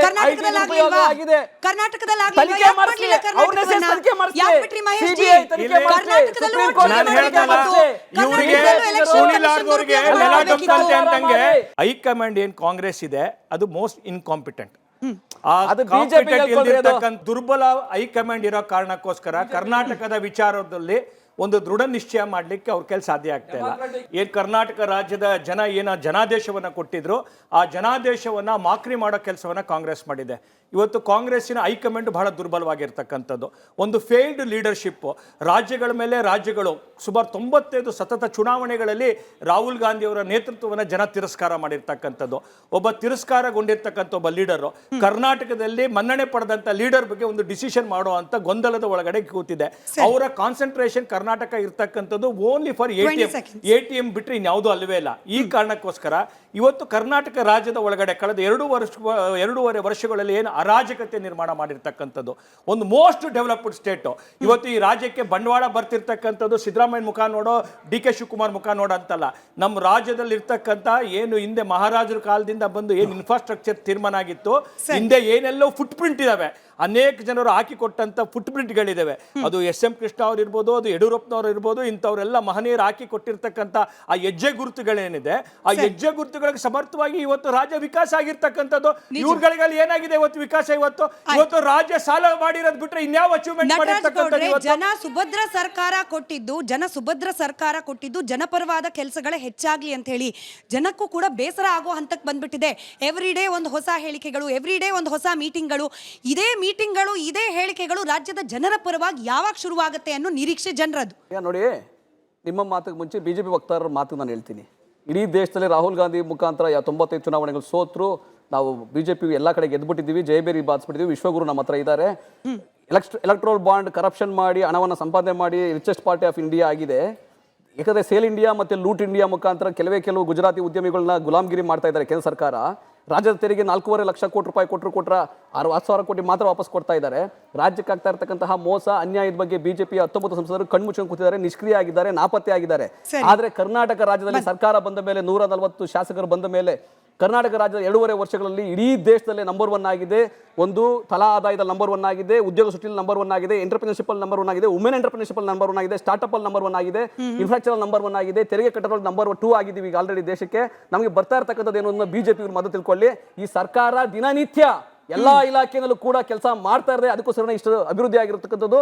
ಕರ್ನಾಟಕ ಮಾದರಿಯನ್ನ ಮೋದಿ ಕೂಡ ಕಾಪಿ ಮಾಡ್ತಾ ಇದ್ದಾರೆ, ಕರ್ನಾಟಕ ಮಾದರಿಯನ್ನ ಬಿಜೆಪಿ ಎಲ್ಲಾ ರಾಜ್ಯ ಸರ್ಕಾರಗಳು ಕಾಪಿ ಮಾಡ್ತಾ ಇರೋದು. ಗ್ಯಾರಂಟಿ ಅಂತ ಹೇಳಿ ಮೋದಿ ಕಿ ಗ್ಯಾರಂಟಿ, ಇದು ಮೋದಿ ಕಿ ಗ್ಯಾರಂಟಿ ಅಂತ ಹೇಳ್ತಾರಲ್ಲ, ಯಾವ ಗ್ಯಾರಂಟಿ ಮೇಲೆ? ಕರ್ನಾಟಕದಲ್ಲಿ ನಾವು ಕೊಟ್ಟಿರ್ತಕ್ಕಂಥ ಯೋಜನೆಗಳು ನೋಡಿ ಅದನ್ನ ಅವ್ರು ಕಾಪಿ ಮಾಡಿರ್ತಕ್ಕಂಥದ್ದು. ಆದ್ರೆ ಬಿಜೆಪಿಗರಿಗೆ ಏನಾಗಿದೆ, ಇವತ್ತು ಬಿಜೆಪಿನಲ್ಲಿ ರಾಜ್ಯಾಧ್ಯಕ್ಷ ಯಾರು, ಅವ್ರು ಮುಗ್ದೂರಿತಾ ಇಲ್ವಾ ಅಂತ ಹೇಳಿ ದುರ್ಬಲ ಆಗಿರ್ತಕ್ಕಂಥದ್ದು ಮೋದಿ ಅವರು, ದುರ್ಬಲ ಆಗಿರ್ತಕ್ಕಂಥದ್ದು ಅಮಿತ್ ಶಾ, ದುರ್ಬಲ ಆಗಿರ್ತಕ್ಕಂಥದ್ದು. ಯಾವ ಗೊಂದಲನೂ ಇಲ್ಲ. ಕೇಳಿ, ಮುಖ್ಯಮಂತ್ರಿ ಬದಲಾವಣೆ ಅನ್ನೋದು ಇಲ್ಲಿ ಆದಿ ಬೀದಿನಲ್ಲಿ ಚರ್ಚೆ ಮಾಡುವಂತ ವಿಷಯ ಅಲ್ಲ, ಅದು ಶಾಸಕಾಂಗ ಪಕ್ಷ ಮತ್ತೆ ಹೈಕಮಾಂಡ್. ಮಾನ್ಯ ಸಿದ್ದರಾಮಯ್ಯನವರು ಹೇಳಿದ್ದಾರೆ, ಮಾನ್ಯ DK ಶಿವಕುಮಾರ್ ಹೇಳಿದ್ದಾರೆ, ನಮ್ಮ ಹೈಕಮಾಂಡ್ ಏನ್ ಹೇಳುತ್ತೋ ನಾವು ಆ ತರನೇ ಕೆಲಸ ಮಾಡ್ತಾ ಇದೀವಿ, ಈಗಲೂ ಒಟ್ಟಾಗಿ ಮಾಡ್ತಾ ಇದೀವಿ, ಹಿಂದೆನೂ ಇದ್ವಿ, ಮುಂದೆನೂ ಒಟ್ಟಾಗಿರ್ತೀವಿ, 2028ಕ್ಕೂ ನಮ್ದೇ ಅಧಿಕಾರ ಬರುತ್ತೆ ಅಂತ ಸ್ಪಷ್ಟವಾಗಿ ಇಬ್ರು ಹೇಳಿದ್ದಾರೆ. ನಾಗರಾಜ್ ಅವರೇ, ನಾಯಕತ್ವ ಅನ್ನೋದು ಕೇವಲ ಒಬ್ಬ ವ್ಯಕ್ತಿ ವಿಚಾರ ಅಲ್ಲ, ಕಾಂಗ್ರೆಸ್ ಪಕ್ಷದಲ್ಲಿ ಸಾಮೂಹಿಕ ನಾಯಕತ್ವ. ಈ 139+ ಸೀಟ್ಗಳು ಬಂದಿದ್ದು ಕೂಡ ಸಾಮೂಹಿಕ ನಾಯಕತ್ವದಿಂದ. ಹೀಗಾಗಿ DK ಶಿವಕುಮಾರ್ ಅವರ ಒಬ್ಬರಿಂದಲೇ ಗೆಲುವು, DK ಶಿವಕುಮಾರ್ ಅವರ ಒಬ್ಬರ ಪರಿಶ್ರಮದಿಂದಲೇ ಕಾಂಗ್ರೆಸ್ಗೆ ಅಧಿಕಾರ. ಇಂಥ ಒಂದು ಹೇಳಿಕೆಗಳನ್ನ ಒಪ್ಪೋ ಹಾಗಿಲ್ಲ. ಇದನ್ನ ಕೇವಲ ಕಾಂಗ್ರೆಸ್ ಪಕ್ಷದ ವಕ್ತಾರರು ಮಾತ್ರವಲ್ಲ, ರಾಜಕೀಯ ವಿಶ್ಲೇಷಕರು ಕೂಡ ಹೇಳ್ತಿದ್ದಾರೆ. ಈಗ ನೀವು ಹೇಳೋದು ಸತ್ಯ ಅದೇ, ಯಾರು ಒಂದು ವ್ಯಕ್ತಿಯಿಂದ ಪಕ್ಷ ಕಟ್ಟಲಿಕ್ಕಾಗಲ್ಲ. ಒಬ್ಬ ಪಕ್ಷ ಕಟ್ಟಲಿಕ್ಕೆ ಬೇಕಾದರೆ ಅವನ ಇತಿಹಾಸ, ಅವನ ಹೋರಾಟದ ಶ್ರಮ ಇವತ್ತು ಕಾಂಗ್ರೆಸ್ ಪಕ್ಷಕ್ಕೆ ಬೇಕಾಗ್ತದೆ. ಆ ಕಾಂಗ್ರೆಸ್ ಪಕ್ಷ 2013ರಲ್ಲಿ ಇದೇ ನಮ್ಮ ಕಾಂಗ್ರೆಸ್ ಸರ್ಕಾರ ಇದ್ದಂಥ ಸಂದರ್ಭದಲ್ಲಿ ಸಿದ್ದರಾಮಯ್ಯನವರು ಎಲ್ಲ ಭಾಗ್ಯಗಳನ್ನು ಕೊಟ್ಟಿದ್ದರು. ಕೇವಲ 65 ಸೀಟ್ ಬಂದ 2018ರಲ್ಲಿ. 2018 ಆದಮೇಲೆ ಪಕ್ಷ ಕಟ್ಟಲಿಕ್ಕೆ, ಪಕ್ಷಕ್ಕೆ ಶ್ರಮ ವಹಿಸಲಿಕ್ಕೆ, ಹೋರಾಟ ಮಾಡಲಿಕ್ಕೆ DK ಶಿವಕುಮಾರ್ ಒಬ್ಬರು ಬೇಕಾಗಿತ್ತು. ಅವತ್ತು ದಿನೇಶ್ ಗುಂಡೂರಾವ್ ಅವರು ಮಧ್ಯದಲ್ಲಿ ಅಧ್ಯಕ್ಷರಾಗಿದ್ದರು, ಪಕ್ಷದಲ್ಲಿ ಪಕ್ಷ ನಡೆಸಲಿಕ್ಕೆ ಆಗಲಿಲ್ಲ. ಆದರೂ ಕೂಡ DK ಶಿವಕುಮಾರ್ ಅವರು ಅವರ ಶ್ರಮ, ಅವರ ರಾಜಕೀಯ ಚತುರತೆ, ರಾಜಕೀಯದ ಒಂದು ಹೋರಾಟದ ಫಲವಾಗಿ ಮತ್ತೆ 2023ರಲ್ಲಿ ಸಿದ್ದರಾಮಯ್ಯನವ್ರ ಜೊತೆಗೂಡಿ ಮತ್ತು ಎಲ್ಲ ಜನಾಂಗಕ್ಕೂ ಕೂಡ, ಯಾಕೆಂದರೆ ಲಿಂಗಾಯತರಿರ್ಬೋದು, ಒಕ್ಕಲಿಗರಿರ್ಬೋದು, ಅಹಿಂದ ಇರ್ಬೋದು, ನಮ್ಮ ಮುಸಲ್ಮಾನರಿರ್ಬೋದು, ಎಲ್ಲರನ್ನೂ ಒಳಗೊಂಡಂತೆ ಪಕ್ಷ ಕಟ್ಟಲಿದ್ದಾರೆ. ಪಕ್ಷ ಕಟ್ಟಲಿಕ್ಕೆ ಒಬ್ಬರು ಲೀಡ್ರ್ ಬೇಕು. ಯಾವಾಗಲೂ ಈಗ ಈ ಸಂಸ್ಥೆ ಕಟ್ಟಲಿಕ್ಕೆ ಒಬ್ಬರು ಲೀಡ್ರ್ ಬೇಕು, ಒಂದು ಅಸೋಸಿಯೇಷನ್ ಬೇಕು, ಒಂದು ಆರ್ಗನೈಸೇಷನ್ ಬೇಕು. ಆರ್ಗನೈಸೇಷನ್ ಯಾರು? DK ಶಿವಕುಮಾರ್ ಅವರು ಮತ್ತೆ ಸಿದ್ದರಾಮಯ್ಯನವರು. ಇದಕ್ಕೆ ಸತೀಶ್ ಜಾರಕಿಹೊಳಿ ಅವರು ಉತ್ತರ ಕೊಟ್ಟಿದ್ದಾರೆ. ಸರ್, ಪಕ್ಷ ಕಟ್ಟೋದು ಯಾರೋ ಒಬ್ಬ ವ್ಯಕ್ತಿಯ ಕೆಲಸ ಆಗಿಲ್ಲ. ನಾನು ಅದೇ ಹೇಳ್ತಾ ಇದ್ದೀನಿ, ನಾನು ಹೇಳ್ತಾ ಇಲ್ಲ, ನಾನು ಇವಾಗ ಇವರು ಒಬ್ಬರಿಂದ ಅಂತ ಹೇಳ್ತಾ ಇಲ್ಲ, ನಾನು DK ಶಿವಕುಮಾರ್ ಒಬ್ಬರಿಂದ ಅಂತ ಹೇಳ್ತಾ ಇಲ್ಲ. ನಾನು DK ಶಿವಕುಮಾರ್ ಅವರ ಒಂದು ಹೋರಾಟ ಇಷ್ಟೆಲ್ಲ ಇದ್ರೂ ಕೂಡ ಡಿ ಕೆ ಶಿವಕುಮಾರ್ ಅವರು ಹಂಗಾರೆ ಸಿದ್ದರಾಮಯ್ಯ ಸತೀಶ್ ಜಾರಕಿಹೊಳಿ ಅವರನ್ನ ಸಿಎಂ ಮಾಡ್ಲಿ ಬಿಡಿ, ಪರಮೇಶ್ವರ್ ಅವರನ್ನ ಸಿಎಂ ಮಾಡ್ಲಿ ಬಿಡಿ. ಜವಾಬ್ದಾರಿ ತಗೊಂಡು ಪಕ್ಷ ಕಟ್ಟಲಿಕ್ಕೆ ಅಧ್ಯಕ್ಷರಾಗಿ ಕೆಲಸ ಮಾಡಿದ್ರೆ ಕೊಡ್ಬೋದಾಗಿತ್ತು. ಈಗ ಕಾಂಗ್ರೆಸ್ ಪಕ್ಷ ಪ್ರತಿ ವರ್ಷ ಪ್ರತಿ ಸಂದರ್ಭದಲ್ಲೂ ಕೂಡ ಯಾರು ಅಧ್ಯಕ್ಷ ಆಗಿದ್ದಾರೆ, ಎಸ್ ಎಂ ಕೃಷ್ಣ ಅವರು ಹಿಂದಿನ 1999 ಹಿಂದೆ ಅಧ್ಯಕ್ಷರಾಗಿ ಕೆಲಸ ಮಾಡಿದ್ರು, ಅವ್ರನ್ನ ಮುಖ್ಯಮಂತ್ರಿ ಮಾಡಿದ್ದಾರೆ. ವೀರೇಂದ್ರ ಪಾಟೀಲ್ ಅವರು 89 ಅಧ್ಯಕ್ಷ ಆಗಿದ್ರು, ಅವ್ರನ್ನ ಮುಖ್ಯಮಂತ್ರಿ ಮಾಡಿದ್ದಾರೆ. ಹಿಂದೆ ನಡೆದುಕೊಂಡೇ ಬಂದಿರತಕ್ಕಂಥ ದಾರಿ ಕಾಂಗ್ರೆಸ್ ಇಂದು ಯಾರು ಅಧ್ಯಕ್ಷ ಆಗಿರ್ತಾರೆ ಅವ್ರತಕ್ಕಂಥದ್ದು. ಕಳೆದ 2020 ಪರಮೇಶ್ವರ್ ಅವ್ರಿಗೆ ಒಂದ್ ನಿಮಿಷ ಹೇಳ್ತೀನಿ, ಪರಮೇಶ್ವರ್ ಸೋತ್ರು, ಅವ್ರನ್ನ ಸೋತಿ ಮತ್ತೆ ತಿರ್ಗಿ ಅವ್ರನ್ನ ಪಕ್ಷದಲ್ಲಿ ತಗೊಂಡು ಒಬ್ಬ MLC ಮಾಡಿ ಹೋಮ್ ಮಿನಿಸ್ಟರ್ ಮಾಡಿದ್ದಾರೆ. ಕಾಂಗ್ರೆಸ್ ಪಕ್ಷ ಯಾರನ್ನೂ ಕೂಡ ತೇಜಾವಧಿ ಮಾಡಿಲ್ಲ. ಮನೇಲಿ ಕೂತಿಲ್ಲ ಸರ್, ಅವ್ರ ಕೈಯಲ್ಲಿ ಪ್ರಬಲವಾದ ಪೋರ್ಟ್ಫೋಲಿಯೋಗಳಿದೆ. ಡಿ ಕೆ ಶಿವಕುಮಾರ್ ಅವರು ಡೆಪ್ಟಿ ಚೀಫ್ ಮಿನಿಸ್ಟರ್ ಇದ್ದಾರೆ, ಬೆಂಗಳೂರು ಖಾತೆ ಇದೆ. ಇವತ್ತು ಈ ಪರಿಸ್ಥಿತಿಯಲ್ಲಿ ಡಿ ಕೆ ಶಿವಕುಮಾರ್ ಅವರು ಯಾಕೆ ಮುಖ್ಯಮಂತ್ರಿ ಆಗ್ಬೇಕು ಅಂತಂದ್ರೆ ಇಷ್ಟೆಲ್ಲ ಅವಕಾಶಗಳಿವೆ. ಅವ್ರೇನು ಏಜ್ ಇಲ್ಲ, ಏನು 25 ವರ್ಷ ಹುಡುಗನ, ಅವರು 60 ವರ್ಷ ದಾಟೋಗಿರ್ತಕ್ಕಂಥವ್ರು, ಅವ್ರಿಗೂ ಕೂಡ ಜವಾಬ್ದಾರಿ ಇದೆ. ಈ ರಾಜ್ಯದ ಅನುಭವ ಇರ್ತಕ್ಕಂಥ ರಾಜಕಾರಣಿ ಮತ್ತೆ ಪಕ್ಷದ ನಿಷ್ಠಾವಂತ ಕಾರ್ಯಕರ್ತ, ಇಷ್ಟೆಲ್ಲ ಇಟ್ಕೊಂಡು ನಾವು ಮಾಡಬೇಕಾಗ್ತದೆ. ಒಂದು. ಎರಡನೇದು, ಒಕ್ಕಲಿಗರ ಸಮಾಜಕ್ಕೆ ಯಾಕೆ ಕಟ್ಟಬೇಕು ಅಂತ ಗೊತ್ತಾ? ಇವತ್ತು ಇಲ್ಲಿ ಈ ನಾಡನ್ನ ಕಟ್ತವ್ರು ಕೆಂಪೇಗೌಡರು. ಎಲ್ಲಾ ಜಾತಿ ಜನಾಂಗಕ್ಕೂ ಕೂಡ ಸರ್ವಧರ್ಮದ ಸಮಾನತೆಯನ್ನು ಸಾರ್ತಕ್ಕಂಥದ್ದು. ಇಲ್ಲಿರ್ತಕ್ಕಂಥ ನಮ್ಮ ಮುಸಲ್ಮಾನರುಗಳು ಇದ್ದಾರೆ. ಸುಲ್ತಾನ್ಪೇಟೆ ಇರ್ಬೋದು, ಬಳೆಪೇಟೆ, ಅಕ್ಕಿಪೇಟೆ, ರಾಗಿಪೇಟೆ, ಚಿಕ್ಕಪೇಟೆ, ದೊಡ್ಡಪೇಟೆ ಕಟ್ತಂತವ್ರು ಇವತ್ತಿನ ನಮ್ಮ ಸಮಾಜದ ಕೆಂಪೇಗೌಡರು. ಕೆಂಪೇಗೌಡರು ನೆನೆಸ್ಕೋಬೇಕಾಗ್ತದೆ. ಕೆಂಪೇಗೌಡರ ಹೋಲಿಕೆ ಕೊಟ್ಬಿಟ್ಟು ಮಾತನಾಡಿದ್ರಿ. ಕೆಂಪೇಗೌಡರು ನಾಡನ್ ಕಟ್ಟಿದ್ರು ಸರ್. ನಾನು ನೇರವಾಗಿ ಹೇಳ್ಬಿಡ್ತೀನಿ, ಡಿ ಕೆ ಶಿವಕುಮಾರ್ ಅವರ ಸಹೋದರರು ಸೇರಿ ರಿಯಲ್ ಎಸ್ಟೇಟ್ ಮಾಡ್ಬಿಡ್ತಾರೆ. ಅವ್ರ ಕೈಯಲ್ಲಿ ಅಧಿಕಾರ,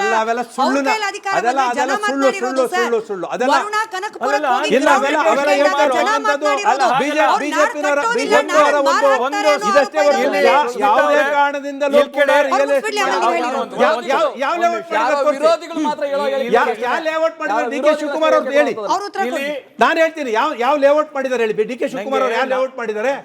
ವಿದ್ಯಾಸಂಸ್ಥೆ ಕಟ್ಟಿದೀವಿ, ಈ ಸಮಾಜಕ್ಕೆ ಬೇಕಾಗಿರ್ತಕ್ಕಂಥ ವಿದ್ಯಾದಾನ ಮಾಡುವಂಥದ್ದು. 1918ರಲ್ಲಿ ಏನು ಅವತ್ತು ಮೈಸೂರು ಸಂಸ್ಥಾನದಲ್ಲಿ ನಮ್ಮ ಮಹಾರಾಜರು ಮಾಡಿದಂಥ ಪ್ರವೃತ್ತಿನೇ ಡಿ ಕೆ ಶಿವಕುಮಾರ್ ಅವರು ಮಾಡ್ತಾ ಬಂದಿದ್ದಾರೆ. ವಿದ್ಯಾಸಂಸ್ಥೆಗಳು ಕಟ್ಟಿದ್ದಾರೆ, ಇನ್ನೊಬ್ಬ ವರ್ಷಕ್ಕೆ ಉದ್ಯೋಗ ಸೃಷ್ಟಿ ಮಾಡಿದ್ದಾರೆ.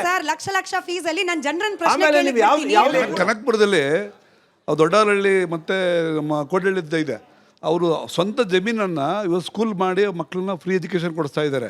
ಅವ್ರು ಬಂದು ನೋಡೋಕ್ಕೆ ಹೇಳಿ ಫಸ್ಟ್ ಅವರು ಡಿ ಕೆ ಶಿವಕುಮಾರ್ ಏನು ಮಾಡ್ತಾ ಇದ್ದಾರೆ ಅಂತ.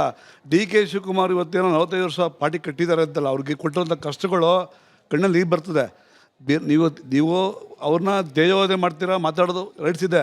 ಡಿ ಕೆ ಅವ್ರ ಬಗ್ಗೆ ಅವ್ರ ಮನಸ್ಸಲ್ಲಿರೋದು ತುಂಬ ಸ್ಮೂತ್, ಅವ್ರು ಎಲ್ಲದೂ ಒಳ್ಳೆ ಬಯಸ್ತಾರೆ. ಕನಕಪುರದಲ್ಲಿ ಇವತ್ತೇನೋ ಅಭಿವೃದ್ಧಿ ಆಗಬೇಕು ಅಂದರೆ D K Suresh, D K Shivakumar ಅವ್ರ ಅಭಿವೃದ್ಧಿ ನೀವು ಕನಕಪುರ ಬಂದು ನೋಡಿ. ಯಾರೋ ಹೇಳ್ತಾರೆ ರಿಯಲ್ ಎಸ್ಟೇಟ್ ಮಾಫಿಯಾ ಮಾಡ್ತಾ ಇದ್ದಾರೆ ಅಂತ ಹೇಳ್ತಾರಲ್ಲ, ಅದನ್ನ ಒಂದು ನಿಮಿಷ ಹೇಳ್ಬಿಡ್ತೀನಿ ನಾನು. ಕನಕಪುರದಲ್ಲಿ ಏನು ಮಾಡ್ತಾ ಇದ್ದಾರೆ ಅಂತೇಳಿ ಜನ ನಿಮ್ಗಾಲೆ ಹೇಳ್ತಾ ಇದ್ದಾರೆ. ರಾಮನಗರ ಜಿಲ್ಲೆಯಲ್ಲಿ ಇವತ್ತು ಏನಾರ ಕನಕಪುರ ರಾಮನಗರ ಜಿಲ್ಲೆ ಏನಾಗ ಅಭಿವೃದ್ಧಿ ಆಗ್ತಾ ಇದೆ ಅಂದರೆ D K Suresh, D K Shivakumar ಅವರೇ. ಇವತ್ತು ರಾಮನಗರದಲ್ಲಿ ರಾಜೀವ್ ಗಾಂಧಿ ಯೂನಿವರ್ಸಿಟಿ ಹೋಗ್ತಾ ಇದೆ. ಯಾಕೆ ಹೋಗ್ತಾ ಇದೆ? ಅಲ್ಲಿ ಅಭಿವೃದ್ಧಿ ಆಗ್ತಾ ಇದೆ. ಹೈವೇಗಳು ರೋಡೆಲ್ಲ ಇವತ್ತು ಅಭಿವೃದ್ಧಿ ಆಗ್ತಾ ಇದೆ. ರಿಯಲ್ ಎಸ್ಟೇಟ್ GBI ಮಾಡ್ತಾ ಇದ್ದಾರೆ. ಬಟ್ ಒಂದು ಕಡೆ ನೀವು ಹೇಳ್ತೀರಾ ರೈತರು ಜಮೀನು ತಿಂತಾ ಇದ್ದಾರೆ ಅಂತಲ್ಲ. ನೀವು ಅಭಿವೃದ್ಧಿ ಮಾಡೋಕ್ಕೆ ಇದೇ ಕುಮಾರಸ್ವಾಮಿ ಅವರು ಹೇಳಿದ್ದಾರೆ. ಅದನ್ನು ನಾವು ಒಂದು ನಿಮಿಷ ಹೇಳ್ತೀರಿ. ಇದೇ ಕುಮಾರಸ್ವಾಮಿ ಅವರು ಹಿಂದೆ ಏನು ಮಾಡಿದ್ದಾರೆ, ನಾವು ಬಿಡದಿ ಟೌನ್ಶಿಪ್ ಮಾಡ್ತೀವಿ ಅಂತೇಳಿ ಅವತ್ತು ಕೂಡ ಅಪ್ರೂವ್ ಮಾಡಿದ್ದನ್ನು ಇವತ್ತು ಅದನ್ನು ಕಾರ್ಯಗತ ಮಾಡ್ತಾ ಇದ್ದಾರೆ. ಡಿ ಕೆ ಶಿವಕುಮಾರ್ ವೈಯಕ್ತಿಕವಾಗಿ ಅವರು ಬೆಳೀತಾ ಇರೋದನ್ನ ಸಹಿಸ್ಕೋತಾ ಇಲ್ಲ ಯಾರು. ನಾವು ಜನಾಂಗದ ಬಗ್ಗೆ ಅಲ್ಲ, ನೀವು ಯಾರಿಗೆ ಹೇಳ್ತಿದ್ದೀರಾ ಸರ್? ಬಿಜೆಪಿ ಅವ್ರಿಗೆ ಅಥವಾ ಕಾಂಗ್ರೆಸ್ನವ್ರಿಗೆ? ಹೇಳ್ತಾ ಇರೋದು ನಾನು. ಬಿಜೆಪಿ ಅವರಲ್ಲ, ಬಿಜೆಪಿ ಅವರಿಗೆ ಡಿ ಕೆ ಶಿವಕುಮಾರ್ ಅವ್ರನ್ನ ಸಹಿಸ್ಕೊಳ್ಬೇಕು ಅನ್ನೋ ಅನಿವಾರ್ಯತೆ ಏನಿದೆ? ಮಾಫಿಯಾ ಮಾಡ್ತಾರೆ ಹೇಳ್ತಾರಲ್ಲ, ಅದಕ್ಕೆ ಉತ್ತರ ಕೊಡ್ತಾ ಇದ್ದೀನಿ ನಾನು. ನೀವು ಕನಕಪುರದಲ್ಲಿ ಒಂದು ನಿಮಿಷ, ಕನಕಪುರದಲ್ಲಿ ನೋಡಿ ಅದು ಸುಳ್ಳು. ಇಲ್ಲಿ ಪ್ರಶ್ನೆ ಇರ್ತಕ್ಕಂಥದ್ದು ಡಿ ಕೆ ಶಿವಕುಮಾರ್ ಆಗ್ಬೇಕು, ಸಿದ್ದರಾಮಯ್ಯನವ್ರು ಆಗ್ಬೇಕು, ಅದು ಕಾಂಗ್ರೆಸ್ಸಿನ ಆಂತರಿಕ ವಿಚಾರ. ನಮಗೂ ಅದಕ್ಕೆ ಸಂಬಂಧ ಇಲ್ಲ. ನಮಗೆ ಕರ್ನಾಟಕದ 7 ಕೋಟಿ ಕನ್ನಡಿಗರ ಹಿತ ಬಿಟ್ಟರೆ ಬೇರೆ ಇನ್ಯಾವುದೂ ಇಲ್ಲ. ಇಲ್ಲಿ ಪ್ರಶ್ನೆ ಇರ್ತಕ್ಕಂಥದ್ದು ತಾವು ತಮ್ಮ ನಾಯಕರನ್ನ ಹೊಗಳ್ತಾ ಇದ್ದಾರೆ, ಅದು ಮಾಡ್ಕೊಳ್ಳಿ, ಅದು ನಿಮ್ಮ ಕೆಲಸ. ಆದ್ರೆ ಒಂದು ನಿಮಿಷ ಕೇಳಿ, ವಸ್ತುಸ್ಥಿತಿ ಅಲ್ಲ. ಇದೇ ಡಿ ಕೆ ಶಿವಕುಮಾರ್ ಅವರು ಕನಕಪುರದ ಒಳಗಡೆ ಏಸು ಬೆಟ್ಟ ಮಾಡಕ್ ಕೊಟ್ಟಿದ್ರು. ಅದೆಲ್ಲ ಎಷ್ಟು ಸರ್, ಮಟ್ಟ ಅದೆಲ್ಲ ಮಾಡಕ್ ಕೊಟ್ಟಿದ್ದಾರೆ? ಸರ್, ಅದೆಲ್ಲ ನಿಮ್ಗೆ ಇರೋಲ್ಲ ಒಂದು ಮಾತು ಸರ್, ಹೇಳಿ, ಇಲ್ಲೇ ಎಷ್ಟು ಬೆಲ್ಲದೆ ಸರ್ ಅದು? ಯಾವ್ದು ನಿಮ್ಗೆ ಎಷ್ಟು ಅಲ್ಪಸಂಖ್ಯಾತರಿಗೆ ಯಾವ್ದು ಕೆಲಸ ಮಾಡೋದು? ನೀವೆಲ್ಲ ಎಲ್ಲೆಲ್ಲ ಇವತ್ತು ಏನೇನೋ ಮಾತಾಡ್ತೀರ. ಅದಕ್ಕೆ ನಾನು ಇನ್ನೂ ಏನಾದ್ರು ನಮ್ಮ ರಾಜ್ಯದ ಮುಖ್ಯಮಂತ್ರಿ ಯಾರು ಅಂತ ನಮ್ಗೆ ಗೊತ್ತಾಗ್ತಾ ಇಲ್ಲ. ಮನಿ ಲಾಂಡ್ರಿಂಗ್ ಮಾಡಿರೋರು ಮುಖ್ಯಮಂತ್ರಿ ಮಾಡೋದಾದ್ರೆ ಅವ್ರ ತಮ್ಮನ್ಗೆ ರಾಮನಗರದಲ್ಲಿ ಉತ್ತರ ಕೊಟ್ಟಿದ್ದಾರೆ. ಈಗ ಮುಂದಕ್ಕೂ ನಿಮ್ಗೆ ಮುಖ್ಯಮಂತ್ರಿ ಆಗಲ್ಲ ಡಿ ಕೆ ಶಿವಕುಮಾರ್ ಅವರು, ಇನ್ನ 2028ಕ್ಕೂ ಆಗಲ್ಲ. ಆ ತರ ಏನಾರ ಆದ್ರೆ ತಲೆ ಬಡಿಸ್ಕೊಂಡು ವಿಧಾನಸೌಧ ಗುಡಿಸ್ಕೊಂಡಿರ್ತೀನಿ ಅನ್ಬೇಕಾರೆ 5 ವರ್ಷ. ಈ ರಾಜ್ಯದ ಜನ ಒಪ್ಪಲ್ಲ. ಮನಿ ಲಾಂಡ್ರಿಂಗ್ ಮಾಡಿರೋದು ಯಾವತ್ತೂ ಕೂಡ 3 ತಿಂಗಳು ಜೈಲ್ಗೆ ಹೋಗಿ ಬಂದಿರೋದು. ಈ ದೇಶಕ್ಕೆ ಸ್ವಾತಂತ್ರ್ಯ ತರಕ್ ಹೋಗಿರ್ಲಿಲ್ಲ ಅವರು. ಆಮೇಲೆ ಈ GB ಅಂತ ಮಾಡಿ ಇವ್ರು ಹೇಳ್ತಾ ಇದ್ರಲ್ಲ ಪ್ರಾಪರ್ಟಿ ಯಾವ ಸೈಟ್ ಬಿಟ್ಟಿದ್ದಾರೆ. ನಾನ್ ಕೇಳ್ತೀನಿ, ಈ GB ಗುಂಡಿಗಳ ಬ್ಯಾಂಗ್ಳೂರ್ ಅಥಾರಿಟಿ ಅಂತ ಮಾಡಿದಿರಲ್ಲ, ಆ ಗುಂಡಿಗಳ ಮುಚ್ಚಕ್ಕೆ 6 ವರ್ಷಕ್ಕೆ ಹೋಗ್ಬೇಕಾಗಿರ್ಲಿಲ್ಲ. ನಿಮ್ಮ ಸರ್ಕಾರ ಇರೋದು, ನೀವು ಉತ್ತರ ಕೊಡ್ಬೇಕಾಗಿರೋದು, ನಿಮಗ್ ಪ್ರಶ್ನೆ ಇರೋದು. ನಿಮ್ಗೆ ಗೊತ್ತಿಲ್ಲ ಫಸ್ಟ್ ಯಾರು ಮುಖ್ಯಮಂತ್ರಿ ಅಂತ ಹೇಳ್ಬಿಟ್ಟು ನಮ್ಗೇನ್ ಹೇಳಕ್ ಬರ್ತೀರಾ? ಫಸ್ಟ್ ಈಗ ಮಾನ್ಯ ಸಿದ್ದರಾಮಯ್ಯನವರು ಮುಖ್ಯಮಂತ್ರಿ ಆಗಿದ್ದಾರೆ, number 1. Number 2, D K Shivakumar 2028ಕ್ಕೂ ಆಗಲ್ಲ, 33ಕ್ಕೂ ಆಗಲ್ಲ. ಅವ್ರು ಮುಖ್ಯಮಂತ್ರಿ ನಾನು ತಲೆ ಬೋಳ್ಸ್ಕೊಂಡ್ಬಿಟ್ಟು ಕೆಲಸ ಮಾಡ್ತೀನಿ ಅಂತ ಕಷ್ಟ ನಿಮ್ಗೆ ಬೇಡ, ತಲೆ ಬೋಳ್ಸ್ಕೋಬೇಡಿ. ಅವ್ರು ಮುಖ್ಯಮಂತ್ರಿ ಆಗ್ತಾರೆ. ಅದು ಜನ ಬೆಂಬಲ ಮತ್ತು ಶಾಸಕರ ಬೆಂಬಲ, ಹೈಕಮಾಂಡ್ ತೀರ್ಮಾನ ಮಾಡಿದ್ರೆ ಯಾರು ತಡೆಯಲಿಕ್ಕೆ ಸಾಧ್ಯ ಆಗಲ್ಲ. ಬಟ್ ಇವಾಗ ನಮ್ಗೆ ಯಾವ ರೀತಿಯ ಗೊಂದಲನೂ ಇಲ್ಲ. ಅಭಿವೃದ್ಧಿ ಮಾಡೋದಷ್ಟೇ ನಮಗೆ ಗುರಿ. 7 ಕೋಟಿ ಕನ್ನಡಿಗರನ್ನು ಸಮಾಜ ನಿರ್ಮಾಣ ಮಾಡೋದೇನಷ್ಟೇ ನಮಗೆ ಗುರಿ. ಸಾಮಾಜಿಕ ನ್ಯಾಯವನ್ನ ಎತ್ತಿಡಿಯೋದೇ ನಮಗೆ ಗುರಿ. ನಾವು ಯಾರ ಓಲೈಕೆನೂ ಮಾಡಕ್ ಹೋಗಲ್ಲ, ಯಾರನ್ನ ತಿರಸ್ಕಾರ ಮಾಡಕ್ ಹೋಗಲ್ಲ. ಒಂದು ಸಮುದಾಯದಿಂದ ಪಕ್ಷ ಬರಲ್ಲ, ಎಲ್ಲಾ ಸಮುದಾಯದ ಎಲ್ಲಾ ನಾಯಕರನ್ನ ಒಟ್ಟಿಗೆ ತೆಗೆದುಕೊಂಡು ಹೋಗುವಂತ ಕೆಲಸವನ್ನ ಮಾನ್ಯ ಸಿದ್ದರಾಮಯ್ಯನವರು ಇಲ್ಲಿವರೆಗೂ ಮಾಡಿದ್ದಾರೆ, ಡಿ ಕೆ ಶಿವಕುಮಾರ್ ಮಾಡ್ತಾ ಇದ್ದಾರೆ. ಇದೇ ನಮ್ಮ ಸಿದ್ಧಾಂತ. ಆದ್ರೆ ತಾವೇನು ಹೇಳ್ತಾ ಇದ್ದೀರಿ ಆಗದೇ ಇಲ್ಲ ಅಂತ, ಅದೆಲ್ಲ ತಮ್ಮ ವೈಯಕ್ತಿಕ ಅಭಿಪ್ರಾಯ ಅಷ್ಟೇ ಹೊರತು ಸತ್ಯ ಅಲ್ಲ. ಇವ್ರು ಹೇಳ್ತಿರೋದೇನು, ಡಿ ಕೆ ಶಿವಕುಮಾರ್ ಅವರು ಮುಖ್ಯಮಂತ್ರಿ ಆಗ್ಬಿಟ್ರೆ ತಲೆ ಬೋಳ್ಸ್ಕೊಂಡು ದಯವಿಟ್ಟು ಇನ್ನ ಯುವಕರಿದ್ದೀರಾ, ದಯವಿಟ್ಟು ಯುವಕರಿದ್ದೀರಾ ಬ್ರದರ್ ಕೇಳಿ. ಯಾವ ಪ್ರಾಪರ್ಟಿ ಏನಿಲ್ಲ. ಇವತ್ತು GPS ಮಾಡೋದು ಯಾಕೆ ಗೊತ್ತಾ? ಬೆಂಗಳೂರು ಇರ್ತಕ್ಕಂಥ ಟ್ರಾಫಿಕ್ ಅವಾಯ್ಡ್ ಮಾಡೋದಕ್ಕೋಸ್ಕರ, ಬೆಂಗಳೂರು ಇರ್ತಕ್ಕಂಥ ಕ್ಲೀನಿಂಗ್ ಮಾಡೋಕ್ಕೋಸ್ಕರ, ಇವೆಲ್ಲ ವ್ಯವಸ್ಥೆನ ಸರಿಪಡಿಸೋದಕ್ಕೋಸ್ಕರ ಡಿ ಕೆ ಶಿವಕುಮಾರ್ ಅವರು GPS ಮಾಡ್ತಾ ಇರೋದು. ಒಬ್ಬ ಇನ್ವೆಸ್ಟರ್ ಬೆಂಗಳೂರಿನಲ್ಲಿ 100 ಸೈಟ್ಗಳು ಹೊಂದಿದ್ದಾನೆ. ಅವೆಲ್ಲ ಅವಾಯ್ಡ್ ಮಾಡೋಕ್ಕೋಸ್ಕರ ಇವನ್ನ ಇದು ನೇರ ಇಲ್ಲ, ಅದೆಲ್ಲ ಸುಳ್ಳು. ಅದೆಲ್ಲ ತಾವೆಲ್ಲ ಸುಳ್ಳು.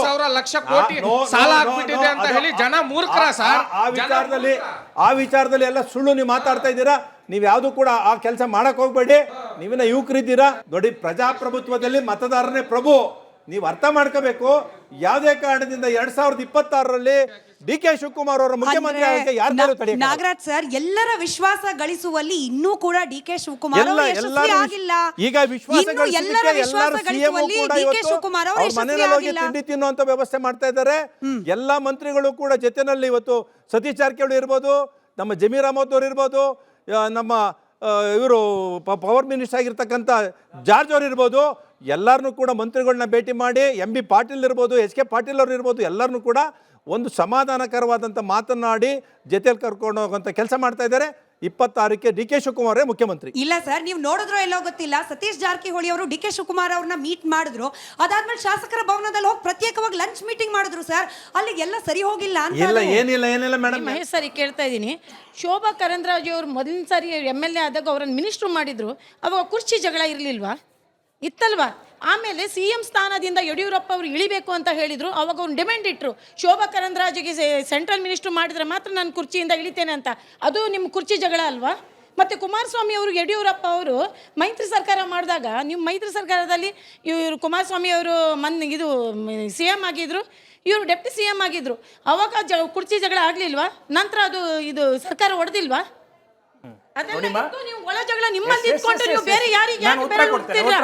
ನೋಡಿಮ್ಮ, ಕುರ್ಚಿ ಜಗಳ ಯಾವುದೇ ಪಾರ್ಟಿ ಮಾಡಿದ್ರು ಕೂಡ ಜನ ತಿರಸ್ಕಾರ ಮಾಡ್ತಾರೆ. ನಾವೇನೆಲ್ಲ ತಪ್ಪು ಮಾಡಿದ್ವಿ ಅನ್ನೋ ಕಾರಣಕ್ಕೋಸ್ಕರ ನಮಗೆ ಜನ ತಿರಸ್ಕಾರ ಮಾಡಿದರು. ನಾವು ಮಾಡಿದ್ದೆಲ್ಲ ಸರಿ ಅಂತ ನಾನು ಹೇಳಿಕ್ಕೆ ಇಲ್ಲಿ ನಿಂತಿಲ್ಲ. ಆದರೆ ಇಲ್ಲಿ ಪ್ರಶ್ನೆ ಇರ್ತಕ್ಕಂಥದ್ದು, ನಿನ್ನೆ ದಿನ ಬೆಂಗಳೂರಿಗೆ ಬಂದಂಥ ಒಬ್ಬ ಸಮಾಜವಾದಿ ಪಾರ್ಟಿ INDA ಬ್ಲಾಕಿನ ಒಬ್ಬ ಸದಸ್ಯರು, ಅವರು ಬೆಂಗಳೂರಿನ ಟ್ರಾಫಿಕ್ ಸಿಸ್ಟಮ್ಮು, ಬೆಂಗಳೂರಿನ ಗುಂಡಿಗಳು 558 ಜನ ಗುಂಡಿ ಬಿದ್ದು ಸತ್ಯವನ್ನು ಶರ್ಮ, ನೀವು ಪ್ರಶ್ನೆ ಕೇಳಿದ್ಮೇಲೆ ಉತ್ತರ ಕೊಡಬೇಕು. ಕೇಳೆ, ಈ ಥರ ಸಾವಾಗಿದೆ, ಇದೆಂಥ ಸ್ಥಿತಿ ಅಂತ. ಅದಕ್ಕೆ ಡಿ ಕೆ ಶಿವಕುಮಾರ್ ಅವರ ಉತ್ತರ ಏನಿತ್ತು ಅಂತಂದರೆ, ಅವರು ಇಲ್ಲಿಯ ಉಸ್ತುವಾರಿ ಮಂತ್ರಿಯಾಗಿ, ಬೆಂಗಳೂರಿನ ಅಭಿವೃದ್ಧಿ ಮಂತ್ರಿಯಾಗಿ ನಾನು ಅದನ್ನು ಸರಿ ಮಾಡ್ತೀನಿ ಅಂತ ಹೇಳಬೇಕಾಗಿತ್ತು. ಸರಿ ಮಾಡಿದ್ದಾರೆ ಆಲ್ರೆಡಿ. ಯಾವ ವಿಷಯ ಬೊಮ್ಮಾಯಿ ಇಲ್ಲಿ ಒಂದು ಮಾಡಿದಂತಹ ನಿಮಿಷ ಇರಮ್ಮ. ಕಳಪೆ ಕಾಮಗಾರಿ ನೀವು 2022 ಪ್ರಶ್ನೆ ರಲ್ಲಿ ಬೊಮ್ಮಾಯಿ ಮಾಡಿದಂತಹ ಕಳಪೆ ಕಾಮಗಾರಿಗೆ ಇವತ್ತು ಪ್ರಶ್ನೆ ಪರಿಸ್ಥಿತಿ ಬಂದಿದೆ. ಪ್ರಶ್ನೆ ಕೇಳಿದಿರಲ್ಲಮ್ಮ. ಈಗ ಪ್ರಶ್ನೆ ಇರ್ತಕ್ಕಂಥ ಉತ್ತರ ಕೇಳಿಸ್ಕೋಬೇಕು. ಈಗ ನೋಡಿ, ನಾವು ನಮ್ಮ ಇಲ್ಲಿ ಕೇಳಿಮ್ಮ, ನಮ್ಮ ಕನ್ಸರ್ನ್ ಒಂದೇನೆ, ಕರ್ನಾಟಕದ ವಿಕಾಸ ಆಗಬೇಕು, ಕರ್ನಾಟಕದ ಅಭಿವೃದ್ಧಿ ಆಗಬೇಕು. ಇವತ್ತು ಒಂದು ವಿಷಯ ಹೇಳ್ತೀನಿ ಕೇಳಿ, ಕರ್ನಾಟಕದಲ್ಲಿ ಕಳೆದ 2.5 ವರ್ಷದಲ್ಲಿ ಯಾವ ಅಭಿವೃದ್ಧಿ ಆಗಿಲ್ಲ. ಕರ್ನಾಟಕದ ಒಳಗಡೆ ತಮ್ಮ ಒಂದೊಂದು ಓಟು ತೆಗೆದುಕೊಂಡಂತವ್ರಿಗೆ, ತಮ್ಮ ಮತವನ್ನ ಪಡೆದಂತ ಕಾಂಗ್ರೆಸ್ ಈ ರಾಜ್ಯದ ಜನಕ್ಕೆ ಮೋಸ ಮಾಡೋ ಕೆಲಸ ಮಾಡಿದೆ. ಬಿಜೆಪಿ ಇರ್ತಾನೂ ಕೂಡ ಕುರ್ಚಿ ಕಾಳಗ ಇತ್ತು, ಈಗಲೂ ಕೂಡ ಬಿಜೆಪಿ ವಿರೋಧ ಪಕ್ಷದಲ್ಲಿ ಇದ್ರೂ ಕೂಡ ಕುರ್ಚಿ ಕಾಳಗ ಇದೆ. ನೋಡಿಮ್ಮ, ನಾನು ಹೇಳ್ತೀನಿ, ಬಿಜೆಪಿ ಅಂತಕ್ಕಂಥದ್ದು ಪಾರ್ಟಿ ವಿತ್ ಡಿಫರೆನ್ಸ್. ನಮ್ಮ ಪಕ್ಷದ ಒಳಗಡೆ ಅನುಶಾಸನ ಅಂತಕ್ಕಂಥದ್ದು ಫಸ್ಟ್ ಅಂಡ್ ಫಾರ್ಮೋಸ್ಟ್. ಅನುಶಾಸನ ಬಿಟ್ಟು ಯಾರನ್ನೂ ಕೂಡ ನಾವು ಅದನ್ನ ಒಪ್ಲಿಕ್ಕೆ ಸಾಧ್ಯ ಇಲ್ಲ. ಬಿಜೆಪಿ ಅಂದ್ರೆ ಒಂದು ಸಿದ್ಧಾಂತ, ಬಿಜೆಪಿ ಅಂದ್ರೆ ತತ್ವ, ಬಿಜೆಪಿ ಅಂತಂದ್ರೆ ಆದರಣೀಯ ಮೋದಿ ಅಂತ ಅತ್ಯಂತ ಎತ್ತರದ ಆದರ್ಶದ ವ್ಯಕ್ತಿತ್ವದ ರಾಜಕಾರಣ, ಅಟಲ್ ಜಿ, ಅಡ್ವಾಣಿಜಿ ಅಂತ ನೂರಾರು ಇತರ ಮಹಾನ್ ನಾಯಕರ ಒಂದು ಪ್ರೇರಣೆಯಿಂದ ಇರತಕ್ಕಂತ ಒಂದು ರಾಷ್ಟ್ರಕ್ಕೋಸ್ಕರ ದುಡಿತಕ್ಕಂತ ಒಂದು ರಾಜಕೀಯ ವ್ಯವಸ್ಥೆ ಬಿಜೆಪಿ ಮೂವ್ಮೆಂಟ್. ನಾಟಿ ಕೋಳಿ ಇಡ್ಲಿ ತಿಂದರೆ ಎಲ್ಲ ಸಮಸ್ಯೆಗೂ ಪರಿಹಾರ ಸಿಗುತ್ತಾ? ಒಂದನೇ ಪ್ರಶ್ನೆ. ಎರಡನೇದು, 100 ರೂಪಾಯಿ ಕೊಟ್ಟು ತಗೊಳ್ಳೋಂಥ ಒಂದು ವಸ್ತುನ 600 ರೂಪಾಯಿ ಕೊಟ್ಟು ತಗೊಳ್ಳೋದು, ಅಂದರೆ ಕೋಟಿ ಲೆಕ್ಕದಲ್ಲಿ ಹೇಳ್ತಾ ಇದ್ದೀನಿ. ಸ್ವೀಪಿಂಗ್ ಮಿಷಿನ್ ತಗೊಳ್ತಾ ಇದ್ದೀರಲ್ಲ, ಇದು ಯಾವ ರೀತಿ ಲಾಜಿಕ್ಕು? ಇದೇನೋ ಅಭಿವೃದ್ಧಿ ಅಂದರೆ ನಮ್ಮ ಕರ್ನಾಟಕದಲ್ಲಿ? ದಯವಿಟ್ಟು ಇದಕ್ಕೆ ಎರಡಕ್ಕೆ ಉತ್ತರ ಕೊಡಿ ನನಗೆ. ನಮ್ಮ ಒಂದು ಮುಖ್ಯಮಂತ್ರಿ, ಉಪಮುಖ್ಯಮಂತ್ರಿಗಳು ಒಂದು ಮಾಧ್ಯಮದಲ್ಲಿ ಗೊಂದಲ ಬಂದಾಗ ಅಥವಾ ಏನು ಜನಸಾಮಾನ್ಯರಲ್ಲಿ ಗೊಂದಲ ಬಂದಾಗ ಇದನ್ನು ಬಗೆಹರಿಸಬೇಕು ಅಂತ ಹೇಳಿ ಸೌಜನ್ಯಯುತವಾಗಿ, ಸೌಹಾರ್ದತೆಯಾಗಿ ಒಂದು ಕೇಳ್ರಿ. ಆಯ್ತು, ಮಾಧ್ಯಮದಲ್ಲಿ 6 ವರ್ಷಕ್ಕೂ ಗೊಂದಲ ಇದೆ. ಆಯ್ತು, 6 ವರ್ಷಕ್ಕೂ ಗೊಂದಲ ಇದೆ, ಕೇಳ್ಕೊಳ್ಳಿ ಒಲೆ ಬಿಡಿ. ವಿರೋಧ ಪಕ್ಷ ನಾಯಕ 6 ವರ್ಷಕ್ಕೂ ಗೊಂದಲ ಇದೆ. 6 ವರ್ಷಕ್ಕೂ 100 ದಿನಗಳಲ್ಲಿ ಇವ್ರು ಕೇಳಿದ ಪ್ರಶ್ನೆ ತುಂಬಾ ವ್ಯಾಲಿಡ್ ಇದೆ, ಅದಕ್ಕೆ ಅವ್ರು ಉತ್ತರ ಕೊಡ್ಲಿ, ನೀವು ಸಹಾಯ ಆಯ್ತು, ಒಳ್ಳೆದಾಯ್ತಪ್ಪ. 6 ವರ್ಷಕ್ಕೂ ಗೊಂದಲ ಇದೆ. ಕಳೆದ 100 ದಿನದಲ್ಲಿ 50 ದಿನ ಬರೀ ಡಿ ಕೆ ಶಿವಕುಮಾರ್, ಸಿದ್ದರಾಮಯ್ಯ ಅಂತ ಭಜನೆ ಮಾಡಿದ್ದಾರೆ 6 ವರ್ಷಕ್ಕೂ. ಹಂಗಾಗಿ 6 ವರ್ಷಕ್ಕೂ ಗೊಂದಲ ಇದೆ, ಬಿಜೆಪಿ ನಾಯಕರಿಗೆ ಗೊಂದಲ ಇದೆ. ಅದನ್ನ ಬಗೆಹರಿಸಬೇಕು. ಒಂದು ಸೌಜನ್ಯಯುತವಾದ ಭೇಟಿ ಕೊಟ್ಟು, ಪರಸ್ಪರ ಗೌರವವನ್ನು ಕೊಟ್ಟು ಒಂದು ಬ್ರೇಕ್ಫಾಸ್ಟ್ ಮಾಡಿದ್ರು, ಅದ್ರ ಏನು ದೊಡ್ಡ ವಿಷಯ ಗೊಂದಲ ಇದೆ, ಬಗೆಹರಿಸಿಕೊಳ್ಳೋ ಪ್ರಯತ್ನ ಮಾಡ್ತಿದ್ದಾರೆ. ನಿಮಗೆ ಯಾರಿಗೂ ಗೊಂದಲ ಇತ್ತಂತೆ, ಅದನ್ನ ಬಗೆಹರಿಸೋಸ್ಕರ ಬಿಜೆಪಿ ನಾಯಕರಿಗೆ ಅವಾಗಲೇ ನೀವು ಗೊಂದಲ ಇಲ್ಲ ಅಂದ್ರೆ, ಇವಾಗ ಗೊಂದಲ ಇದೆ, ಅದಕ್ಕೆ ನಮ್ಮಲ್ಲಮ್ಮ ಗೊಂದಲ ಬಂದು ಈಗ ನಿಮ್ಮಂತವರಿಗೆ ಅಥವಾ ಬಿಜೆಪಿ ನಾಯಕರಿಗೆ ಗೊಂದಲ ಇದೆಯಂತೆ, ಅದಕ್ಕೋಸ್ಕರ ಬಗೆಹರಿಸಿದ್ದಾರೆ. ನಂಬರ್ 1. ನಂಬರ್ 2, ಬೆಂಗಳೂರಿನಲ್ಲಿ ನೋಡಿ, ಬೆಂಗಳೂರು ಅಭಿವೃದ್ಧಿ ಆಗುವಂತ ವಿಷಯಗಳಲ್ಲಿ ಈ ಟೆಕ್ನಾಲಜಿ ಉಪಯೋಗಿಸ್ಕೊಂಡು ನೀವು ಸ್ವೀಪಿಂಗ್ ಮಿಷಿನ್ ತಗೊಂಡ್ಬರ್ಬೇಕು ಅಂತ ಒಂದು ಚರ್ಚೆ ಬಂದಿದೆಯಲ್ಲ.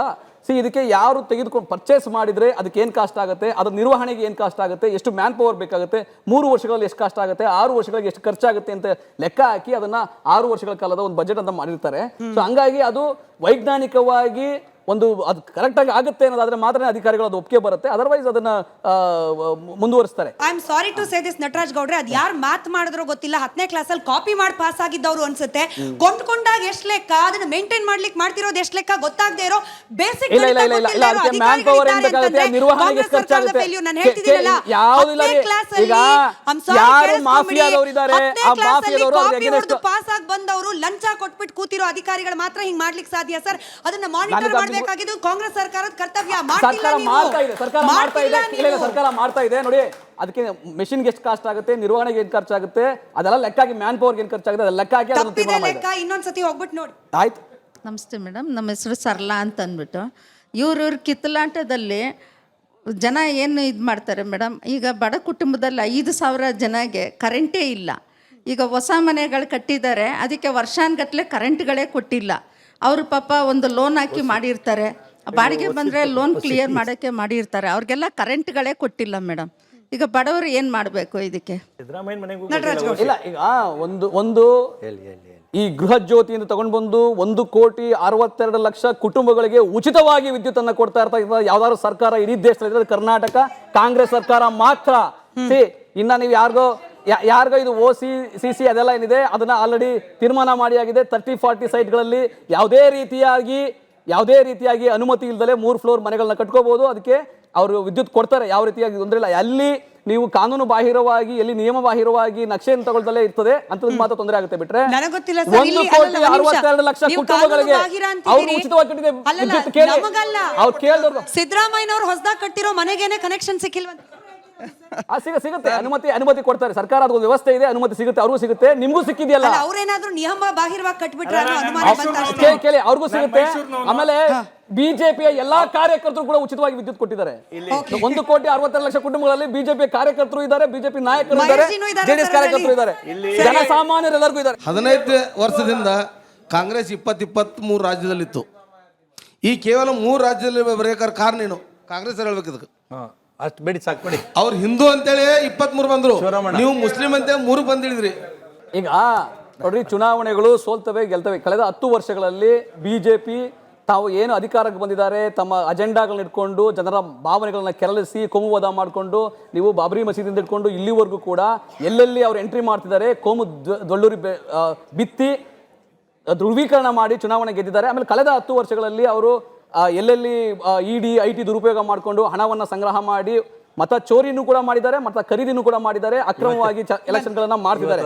ಆದ್ರೆ ಜನಗಳಿಗೆ ಮನವರಿಕೆ ಆಗಿದೆ. ಅದಕ್ಕಾಗಿ ಈ ಬಾರಿ ಅವ್ರನ್ನ 400 ಅಕ್ಕಿ ಬಾರ್ 400 ಪಾರ್ ಅಂತಿದ್ದವ್ರನ್ನ 240ಕ್ಕೆ ತಂದು ನಿಲ್ಲಿಸಿದ್ದಾರೆ. ಇವತ್ತು ಊರ್ಗೋಲು, ಒಂದು ಚಂದ್ರಬಾಬು ನಾಯ್ಡು, ಒಂದು ನಿತೀಶ್ ಕುಮಾರ್ ಅಂತ ಊರ್ಗೋಲಲ್ಲಿ ಮೋದಿ ಸರ್ಕಾರ ನಡೀತಾ ಇದೆ.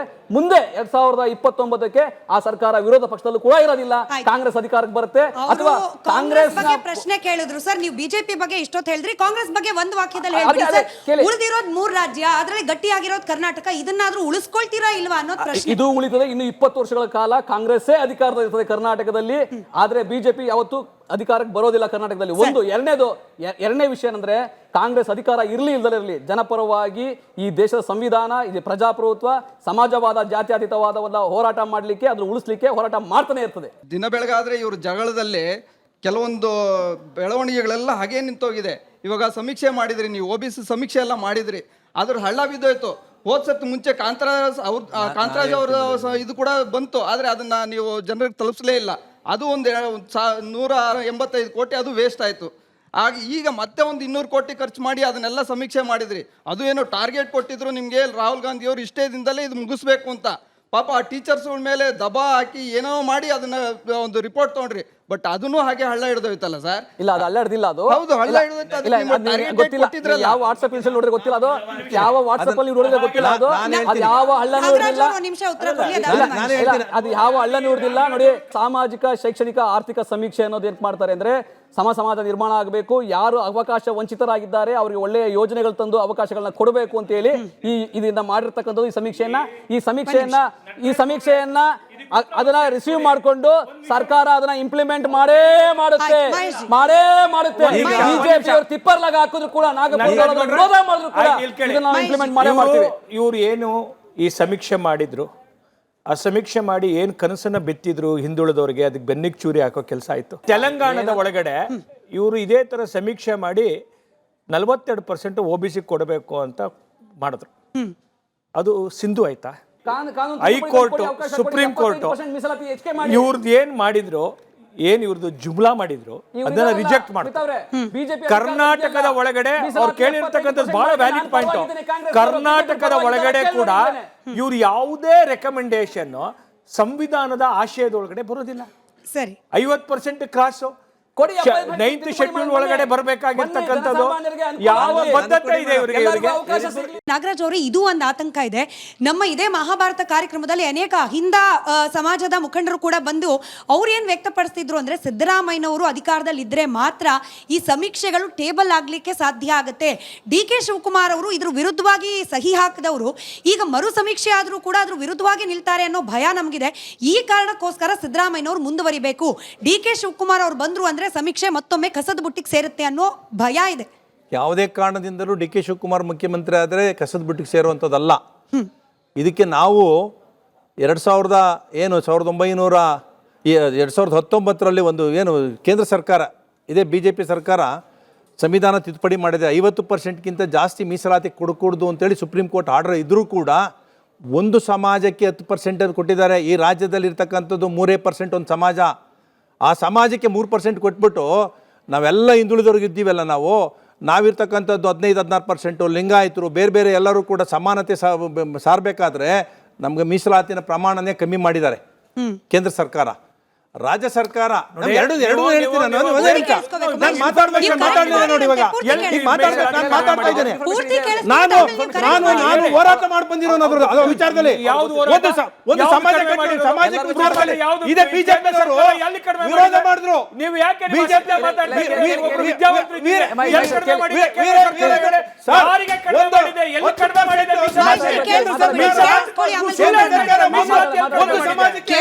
ಕೊಟ್ಟಿರ್ತಕ್ಕಂಥದ್ದು ಇವತ್ತು ನಾವು 13% ಇರ್ತಕ್ಕಂಥ 70-80% ನಾವು ಹಿಂದುಳಿದವರು ಇದ್ದೀವಿ, ಒಕ್ಕಲಿಗರು, ಲಿಂಗಾಯತರು ಇದ್ದೀವಿ, ಇನ್ನು ಬೇರೆ ಬೇರೆ ಸಮಾಜದವರು ಇದ್ದೀವಿ. ಕೇವಲ ಒಂದು ಬ್ರಾಹ್ಮಣ ಸಮಾಜಕ್ಕೆ ನೀವು 3% ಕೊಟ್ಟಿದ್ರಲ್ಲ, ನಾವೇನಾಗಬೇಕು? ನಾವೆಲ್ಲ ವಿದ್ಯೆಯಲ್ಲಿ ಹಿಂದುಳಿದವರು, ಆರ್ಥಿಕವಾಗಿ ಸಮಾಜದಲ್ಲಿ, ಸಾಮಾಜಿಕ ಶೈಕ್ಷಣಿಕ ಒಂದು ಸಮಾಜದಲ್ಲಿ 4% ಇರ್ತಕ್ಕಂಥ ಒಂದು ಮೀಸಲಾತಿನ ಕ್ಯಾನ್ಸಲ್ ಮಾಡಿದ್ರು. ಅವರು ಸುಪ್ರೀಂ ಕೋರ್ಟ್ಗೆ ಹೋಗ್ತಾ ಇದ್ರೆ ಆಗ್ತಿರ್ಲಿಲ್ಲ. DK ಶಿವಕುಮಾರ್ ಅವರು ಇನ್ ಕೇಸ್ ಏನಾದ್ರೂ ಮುಖ್ಯಮಂತ್ರಿಗಳಾದ್ರೆ ಈಗ ನಡೆಸ್ತಾ ಇರುವ ಈ ಮರು ಸಮೀಕ್ಷೆ ಇದೆಯಲ್ಲ, ಅದ್ರ ಹಣೆ ಬರಹ ಏನಾಗುತ್ತೆ? ಸಿಂಪಲ್ ಪ್ರಶ್ನೆ. ಏನಿಲ್ಲ, ಇವತ್ತಿನ ಮರುಕ್ಷಮಿಸೆಗೆ ಅವಕಾಶ ಸಿಗ್ತದೆ. ಸಿದ್ದರಾಮಯ್ಯ ಮಾಡ್ತಾ ಇರ್ತಕ್ಕಂಥ ಮರುಕ್ಷಮಿಸೆ ಏನ್ ಮಾಡಿದ್ದಾರೆ? ಸಮೀಕ್ಷೆ ಮಾಡ್ಲಿಕ್ಕೆ DK ಶಿವಕುಮಾರ್ ಅವರ ಮನೆಗೇನೆ ಸಮೀಕ್ಷೆ ಮಾಡ್ಲಿಕ್ಕೆ ಬಂದಾಗ ಅವರೇನೆ ಅಸಮಾಧಾನ ಬಹಿರಂಗವಾಗಿ ವ್ಯಕ್ತಪಡಿಸಿದ್ರು. ಅನವಶ್ಯಕ ಪ್ರಶ್ನೆಗಳಂತ ಮಾತ್ರ ಅಷ್ಟೇ ಹೊರತು ಯಾವುದೇ ಕಾರಣದಿಂದಲೂ ವಿರೋಧ ವ್ಯಕ್ತಪಡಿಸಿಲ್ಲ. ಎಲ್ಲ ಮಾಹಿತಿಯನ್ನು DK ಶಿವಕುಮಾರ್ ಅವರೇ ಕೊಟ್ಟು ಕಳಿಸಿದ್ದಾರೆ, ಸಿದ್ದರಾಮಯ್ಯನವರು ಕೊಟ್ಟಿದ್ದಾರೆ, ಈ ರಾಜ್ಯದಲ್ಲಿ ಎಲ್ಲರೂ ಕೊಟ್ಟಿದ್ದಾರೆ. 99% ಮೀಸಲಾತಿನ ಸಮೀಕ್ಷೆ ನಡೆದಿದೆ.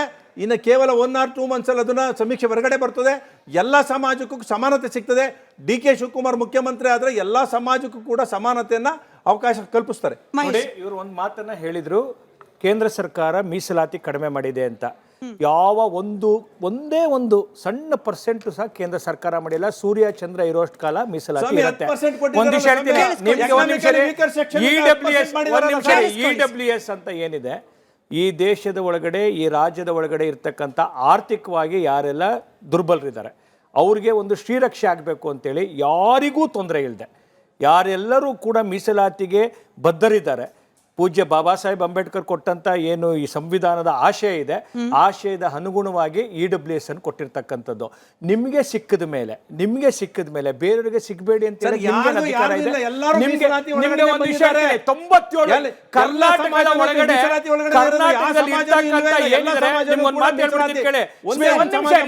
ನಿಮ್ಗೆ ಕರ್ನಾಟಕದಲ್ಲಿ ಇರ್ತಕ್ಕಂಥ 6,48,00,000 ಜನದಲ್ಲಿ 6,29,00,000 ಜನಕ್ಕೆ ಮೀಸಲಾತಿ ಸಿಗುತ್ತೆ. ಒಂದಲ್ಲ ಎಕ್ಸೆಪ್ಟ್ ಒಂದೇ ಒಂದು ಜೈನ ಸಮಾಜದ ಒಳಗಡೆ ಇರ್ತಕ್ಕಂಥ ಒಂದು ಪರ್ಟಿಕ್ಯುಲರ್ ಒಂದು ಸೆಕ್ಟ್ ಬಿಟ್ಟರೆ ಎಲ್ಲರಿಗೂ 97.6% ಮೀಸಲಾತಿ ಲಾಭ ಇದೆ. ಈಗ ಕುರುಬ ಸಮುದಾಯದ ಪ್ರತಿನಿಧಿಯಾಗಿರುವ ಸಿದ್ದರಾಮಯ್ಯನವರನ್ನ ಕೆಳಗಿಳಿಸಿದ್ರೆ ನಾವು ಕುರುಬ ಸಮುದಾಯದಿಂದಲೇ ಪ್ರತ್ಯೇಕ ಪಕ್ಷವನ್ನ ಕಟ್ತೀವಿ ಅನ್ನೋ ಎಚ್ಚರಿಕೆ ಕುರುಬ ಸಮುದಾಯದಿಂದ ಬರ್ತಾ ಇದೆ. ಅಂದ್ರೆ ಕಾಂಗ್ರೆಸ್ನ ಒಳಗಡೆ ನೀವು ಕುರ್ಚಿ ಕಲಹ ಇಲ್ಲ ಅಂತ ಹೇಳ್ತಿದ್ರು ಕೂಡ ಯಾವ ಸಮುದಾಯವನ್ನ ಸಿದ್ದರಾಮಯ್ಯನವರು ಪ್ರತಿನಿಧಿಸ್ತಿದ್ದಾರೋ ಆ ಸಮುದಾಯಕ್ಕೇನೆ ಅನುಮಾನ ಬಂದ್ಬಿಟ್ಟಿದೆ, ಇಲ್ಲಿ ಏನೋ ನಡೀತಿದೆ ಅಂತ ಹೇಳಿ. ಅಂಥವ್ರಿಗೆ ಏನು ಉತ್ತರ ಕೊಡ್ತೀರಿ? ಮಾನ್ಯ ಸಿದ್ದರಾಮಯ್ಯನವರು ಕುರುಬ ಸಮುದಾಯದಲ್ಲಿ ಹುಟ್ಟಿದ್ರು ಕೂಡ ಅವರು ಕೇವಲ ಕುರುಬ ಸಮುದಾಯಕ್ಕೆ ಸೀಮಿತರಾದವರಲ್ಲ. ಇಡೀ ಕರ್ನಾಟಕದ ಎಲ್ಲಾ ಸಮುದಾಯವನ್ನ ರೆಪ್ರೆಸೆಂಟ್ ಮಾಡೋ ಮುಖ್ಯಮಂತ್ರಿ ಆಗಿದ್ದಾರೆ, ಎಲ್ಲರ ಜನಮೆಚ್ಚುಗೆಯನ್ನು ಗಳಿಸಿದ್ದಾರೆ. ಅವರು ವೈಯಕ್ತಿಕವಾಗಿ ಅವ್ರನ್ನ ಕೆಳಗಿಳಿಸಿದ್ರೆ ಮಠದವರು ಕೂಡ ಅಥವಾ ಆ ಸಮುದಾಯದವರು ನ್ಯಾಚುರಲ್ ಆಗಿ ಅದನ್ನ ಹೇಳಿಕೆಯನ್ನು ಕೊಡ್ತಾರೆ. ಅದರಿಂದ ಯಾವ ರೀತಿಯಾದ ಪರಿಣಾಮವನ್ನು ಕೂಡ ರಾಜ್ಯದಲ್ಲಿ ಸರ್ಕಾರದ ಮೇಲೆ ಬೀರಕ್ಕೆ ಸಾಧ್ಯ ಆಗೋದಿಲ್ಲ. ಒಟ್ಟಿಗೆ ತೆಗೆದುಕೊಂಡು ಹೋಗುವಂತ ಒಕ್ಕಲಿಗ ಸಮುದಾಯದ ಪ್ರಬಲ ಶ್ರೀಗಳೊಬ್ಬರು DK ಶಿವಕುಮಾರ್ ಅವರನ್ನ ಭೇಟಿಯಾಗಿ ಬಂದು ನೇರವಾಗಿ ರಿಪಬ್ಲಿಕ್ ಕನ್ನಡದಲ್ಲಿ ಲೈವ್ ನಲ್ಲಿ ಕೂತ್ಕೊಳ್ತಾರೆ. ನೇರವಾಗಿ ಅವ್ರು ಹೇಳೋದೇನು, ಒಕ್ಕಲಿಗ ಸಮುದಾಯವನ್ನ ಕಾಂಗ್ರೆಸ್ ಪಕ್ಷ ಬಳಕೆ ಮಾಡ್ಕೊಳ್ತಿದೆ ಅನ್ನೋ ಅನುಮಾನ ಶುರುವಾಗಿದೆ. ಯಾವಾಗ ಅಧಿಕಾರಕ್ಕೆ ಹೋಗ್ಬೇಕು ಆಗ ಒಕ್ಕಲಿಗ ಸಮುದಾಯದ ಫೇಸ್ ಅನ್ನ, ಮುಖಂಡರನ್ನ ಬಳಕೆ ಮಾಡ್ಕೊಳ್ತಾರೆ. ಅಧಿಕಾರ ಕೊಡೋ ವಿಚಾರಕ್ಕೆ ಬಂದಾಗ ಅವ್ರಿಗೆ ಅನ್ಯಾಯ ಮಾಡ್ತಾರೆ. ಇದು ಕಾಂಗ್ರೆಸ್ಗೆ ಹಿಂದಿನಿಂದಲೂ ಕೂಡ ರೂಢಿಯಾಗಿರ್ತಕ್ಕಂಥದ್ದು. ದೇವೇಗೌಡರ ವಿಚಾರದಲ್ಲಿ ಹೀಗೆ ಆಯ್ತು, ಅರಸರ ವಿಚಾರದಲ್ಲಿ ಹೀಗೆ ಆಯ್ತು, ಅದರ ಜೊತೆಯಲ್ಲೇ ಇದೀಗ DK ಶಿವಕುಮಾರ್ ಅವ್ರಿಗೂ ಹೀಗೆ ಅನ್ಯಾಯ ಆಗತ್ತೆ ಅನ್ನೋ ಆತಂಕ ಅಂತ.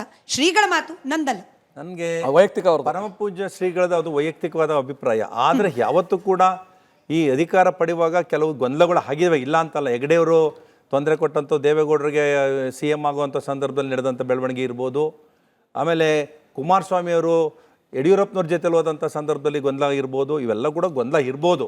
ಆದರೆ DK ಶಿವಕುಮಾರ್ ಅವ್ರನ್ನ ಯಾಕೆ ಮುಖ್ಯಮಂತ್ರಿ ಮಾಡಿ ಅಂತ ಕೇಳ್ತಾ ಇರೋದು, ಅವರ ನಡೆದಂಥ ಇವತ್ತು ಬಂದಿರತಕ್ಕಂಥ ದಾರಿ ಇರ್ಬೋದು, ಪಕ್ಷಕ್ಕೆ ಕಟ್ಟಿರತಕ್ಕಂಥ ಶ್ರಮ ಇರ್ಬೋದು, ಸೀನಿಯಾರಿಟಿ ಇರ್ಬೋದು, ಇವೆಲ್ಲವನ್ನೂ ಲೆಕ್ಕ ಹಾಕಿ ನಾವು ಮುಖ್ಯಮಂತ್ರಿ ಮಾಡಿ ಅಂತ ಕೇಳ್ತಾ ಇರೋದು ಗುರುಗಳು ಕೂಡ ಭಕ್ತರ ಆಶಯದಂತೆ. ಆಮೇಲೆ ನೀವು ಹೇಳಿದ್ರಿ ಒಂದು ಇಂದಾದವರು ಒಂದು ಪಕ್ಷ ಕಟ್ತಾರೆ ಅಂತ.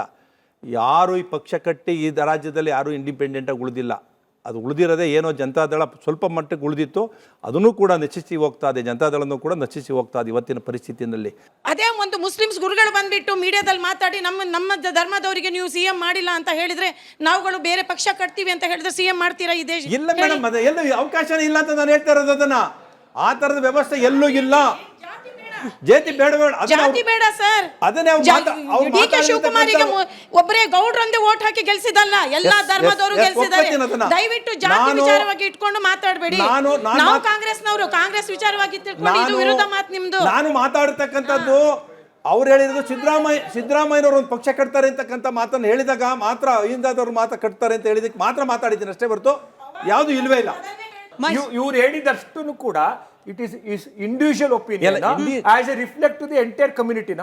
ಈಗ ನೀವು ಕೇಳ್ತಾ ಇರ್ತಕ್ಕಂಥದ್ದು ಹೆಂಗಿದೆ ಅಂತಂದ್ರೆ, ಎಲ್ಲೋ ಒಂದ್ ಕಡೆ ಯಾರೋ ಮಾತಾಡುವಾಗ ಎಲ್ಲೋ ಒಂದು ದಾರಿ ತಪ್ಪಿಸುವಂತ ಕೆಲಸ ಹೇಳ್ತಾ ಇದೆ.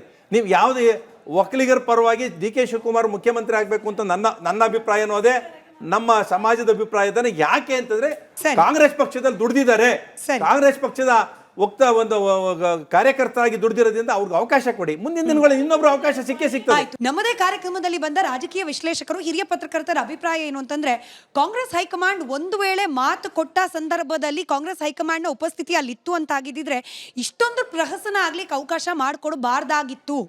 ಮಾತು ಕೊಟ್ಟಿಲ್ಲ ಅನ್ನೋದಾಗಿದ್ದಿದ್ರು ಡಿ.ಕೆ. ಶಿವಕುಮಾರ್ ಅವರು ಇಷ್ಟೆಲ್ಲ ಮುಂದುವರಿಲಿಕ್ಕೂ ಕೂಡ ಅವಕಾಶ ಮಾಡಿಕೊಡಬಾರ್ದಾಗಿತ್ತು. ಈ ಮಾತು ಮುಂದುವರಿತಾ ಇರೋದಕ್ಕೆ ಪರೋಕ್ಷವಾಗಿ ಹೈಕಮಾಂಡ್ನ ಮೌನನೇ ಕಾರಣ ಆಗ್ತಾ ಇದೆ ಅಂತ ಹೇಳಿ. ಇಲ್ಲ ನೋಡಿ, ಈಗ ಮಾನ್ಯ ಡಿ.ಕೆ. ಶಿವಕುಮಾರರಾಗಲಿ ಮಾನ್ಯ ಸಿದ್ದರಾಮಯ್ಯನವರಾಗಲಿ ಎಲ್ಲೂ ಕೂಡ ಒಂದು ಒಪ್ಪಂದ ಆಗಿತ್ತು ನನಗೆ ಈಗಲೇ ಕೊಡ್ತಾರೆ ಅಂತ ಎಲ್ಲೂ ಸ್ಪಷ್ಟವಾಗಿ ಎಲ್ಲೂ ಹೇಳಿಲ್ಲ, ಮಾಧ್ಯಮದಲ್ಲೂ ಹೇಳಿಲ್ಲ. ನಮ್ಮ ಹತ್ರನೂ ಆಂತರಿಕವಾಗಿ ಕೂಡ ಪಕ್ಷದ ಚರ್ಚೆನಲ್ಲಿ ವಿಷಯಗಳಲ್ಲಿ ಕೂಡ ಕಚೇರಿನಲ್ಲೂ ಚರ್ಚೆ ಆಗಿಲ್ಲ.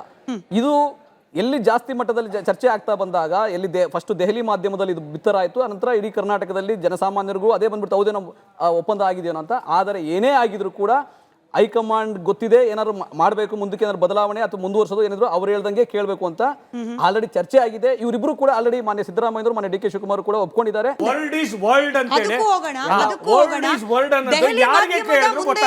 ಮಾತುಕತೆಯ ವಿಚಾರ ಪ್ರಸ್ತಾಪ ಮಾಡಿದ್ದು ಡಿ.ಕೆ. ಶಿವಕುಮಾರ್ ಅವರು. ಸರ್, ಕನ್ನಡದ ಮಾಧ್ಯಮದ ಮುಂದೆ ಕೂತು 4-5 ಜನ ಗೌಪ್ಯವಾಗಿ ಕೂತು ಮಾಡಿದ ವ್ಯವಹಾರ ಅದು ಅಂತ ಹೇಳಿದ್ದು ಡಿ.ಕೆ. ಶಿವಕುಮಾರ್ ಅವರು. ಸರ್, ನೀವು ಹೇಳ್ತೀರಿ ಎಲ್ಲೂ ಮಾತುಕತೆ ಬಗ್ಗೆ ಮಾತನಾಡ್ತಿಲ್ಲ,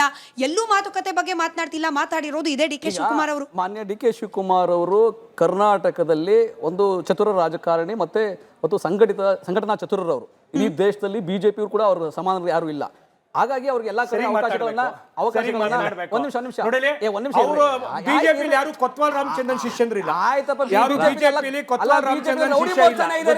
ನಾನು ಮಾನ್ಯ ಡಿ.ಕೆ. ಶಿವಕುಮಾರ್ ಅವರು ಸಂಘಟನಾ ಚತುರರು. ಬಿಜೆಪಿನಲ್ಲಿ ಈ ತರ ಸಮಾನರಾದಂತಹ ನಾಯಕರು ಯಾರು ಇಲ್ಲ. ನಿಮ್ಮ ಅಬ್ಸರ್ವೇಷನ್ ಮುಂದುವರಿಸಿ. ಕರೆಕ್ಟ್ ಹೇಳಿದೆ ಆಯ್ತಾ, ಅದ್ರೊಳಗೇನು ತಪ್ಪಿಲ್ಲ. ಮಾನ್ಯ ಡಿ.ಕೆ. ಶಿವಕುಮಾರ್ ಆಗಲಿ ಸಿದ್ದರಾಮಯ್ಯನವರಾಗ್ಲಿ ಎಲ್ಲಾದ್ರೂ ನಾನು ಮುಖ್ಯಮಂತ್ರಿಗಳಾಗಿ ಮುಂದುವರಿತೀನಿ ಅಥವಾ ಅಂಜಿಕೆ ಆಗಿದೆ ಅಂತ ಎಲ್ಲೂ ಹೇಳ್ತಾ ಇಲ್ಲ. ಸ್ಪಷ್ಟವಾಗಿ ನಮ್ಮಲ್ಲಿ ಒಂದು ಯಾವ ಗೊಂದಲನೂ ಇಲ್ಲ, ನೇರವಾಗಿ ಹೇಳ್ತಾ ಇದ್ದಾರೆ ನಾವೇ ಮುಂದುವರಿತೀವಿ, ಒಟ್ಟಾಗಿ ಕೆಲಸ ಮಾಡ್ತೀವಿ, 28ಕ್ಕೂ ನಾವು ಅಧಿಕಾರ ತರ್ತೀವಿ ಅಂತ ಹೇಳಿದ್ದಾರೆ. ಈ ತರ ಪ್ರಶ್ನೆಗಳು ಉದ್ಭವ ಆಗೋ ಅಗತ್ಯ ಇಲ್ಲ. ಮಹೇಶ್, 5 ವರ್ಷ ನಾನೇ ಮುಖ್ಯಮಂತ್ರಿ ಮುಂದುವರಿತೀನಿ ಅಂತ ಹೇಳ್ತಿದ್ದ ಸಿದ್ದರಾಮಯ್ಯನವರ ಟೋನ್ ನಲ್ಲಿ ಈಗ ಬದಲಾವಣೆ ಬಹಳ ಸ್ಪಷ್ಟವಾಗಿ ಗೊತ್ತಾಗ್ತಾ ಇದೆ. ಕಳೆದ 10-15 ದಿನದಿಂದ ಅಂತೂ ಎಲ್ಲೂ ನಾನು 5 ವರ್ಷ ಮುಖ್ಯಮಂತ್ರಿಯಾಗಿ ಮುಂದುವರಿತೀನಿ ಅಂತ ಹೇಳ್ತಾ ಇಲ್ಲ.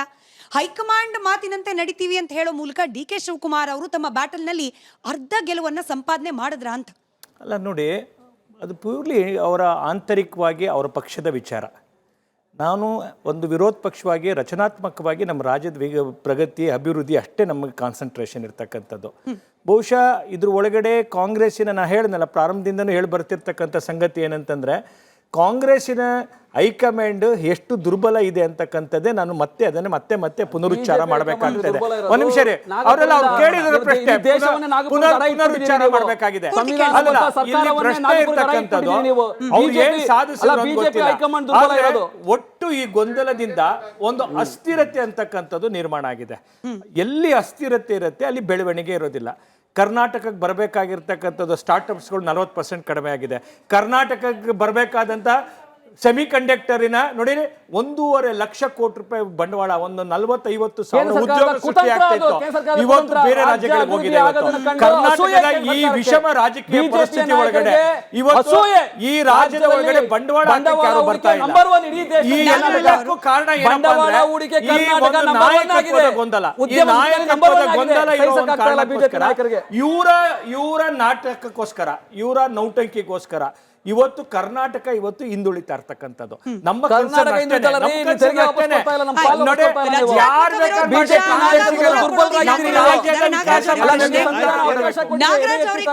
ನಾಗರಾಜ್ ಅವ್ರಿಗೆ ಪ್ರಶ್ನೆ, ಅವ್ರು ರಚನಾತ್ಮಕ ವಿರೋಧ ಪಕ್ಷವಾಗಿ ಕಾರ್ಯನಿರ್ವಹಿಸ್ತೀವಿ, ಹಾಗಾಗಿ ಈ ಆಂತರಿಕ ಕಲಹದ ಬಗ್ಗೆ ಹೇಳಲ್ಲ ಅಂದ್ರು. ಬಟ್ ಸಿದ್ದರಾಮಯ್ಯನವರ ಮಾತಿನಲ್ಲಿ ಬದಲಾವಣೆ ಅನ್ನೋದೇನಾದ್ರೂ ಕಾಣ್ತಾ ಇದೆಯಾ? ಆ ಮೂಲಕ ಡಿ ಕೆ ಶಿವಕುಮಾರ್ ಅವರ ಸಿಎಂ ಆಗುವ ಕನಸು ನೀವು ಏನ್ ಕಾಣ್ತಿದ್ದೀರಿ, ಅದು ಈಡೇರಿಕೆ ಆಗಬಹುದು ಅನ್ನೋ ವಿಶ್ವಾಸ ಮೂಡ್ತಾ ಇದೆ? 100ಕ್ಕೆ 100 ಭಾಗ ಸಿದ್ದರಾಮಯ್ಯನವರು ಹೈಕಮಾಂಡ್ ಹತ್ರ ಮಾತಾಡಿದಂಥ ಸಂದರ್ಭದಲ್ಲೂ ಕೂಡ ಅವ್ರಿಗೆ ಈಗ ಒಂದು ಮನವರಿಕೆ ಆಗದೆ, ನಾವೆಲ್ಲ ಒಂದ್ ಕಡೆ ಏನೋ ಡಿಸ್ಕಷನ್ ನಡೆದಿರೋದ್ರಿಂದ ಅದನ್ನ ಡಿ ಕೆ ಶಿವಕುಮಾರ್ ಅವ್ರಿಗೆ ಬಿಟ್ಕೊಡ್ಬೇಕು ಅಂತೇಳಿ ಮನಸ್ಸಲ್ಲಿ ಇದೆ. ಒಂದು ಯಾಕೆ ಅಂತಂದ್ರೆ ಈ ಒಂದು ಪ್ರೀತಿಯಿಂದ ಗೆಲ್ಲಬೇಕು ಅಂತೇಳಿ ಡಿ ಕೆ ಶಿವಕುಮಾರ್ ಅವರು ಕೂಡ ಯಾರನ್ನೂ ಕೂಡ ವಿರೋಧ ಮಾಡ್ತಾ ಇಲ್ಲ. ಅದೇ ಉದ್ದೇಶದಿಂದ ಸಿದ್ದರಾಮಯ್ಯನವರು ಕೂಡ ಮನೆ ಕರೆದಿದ್ರು ತಿಂಡಿಗೆ, ಎಲ್ಲ ವಿಚಾರಗಳು ಕೂಡ ಮಾತಾಡಿದ್ದಾರೆ. ಇವತ್ತು ಡಿ ಕೆ ಶಿವಕುಮಾರ್ ಅವರು ಕೂಡ ತಮ್ಮ ಮನೆಗೆ ಕರೆದು ಇವತ್ತು ತಿಂಡಿಯನ್ನು ತಿಂದಿದ್ದಾರೆ.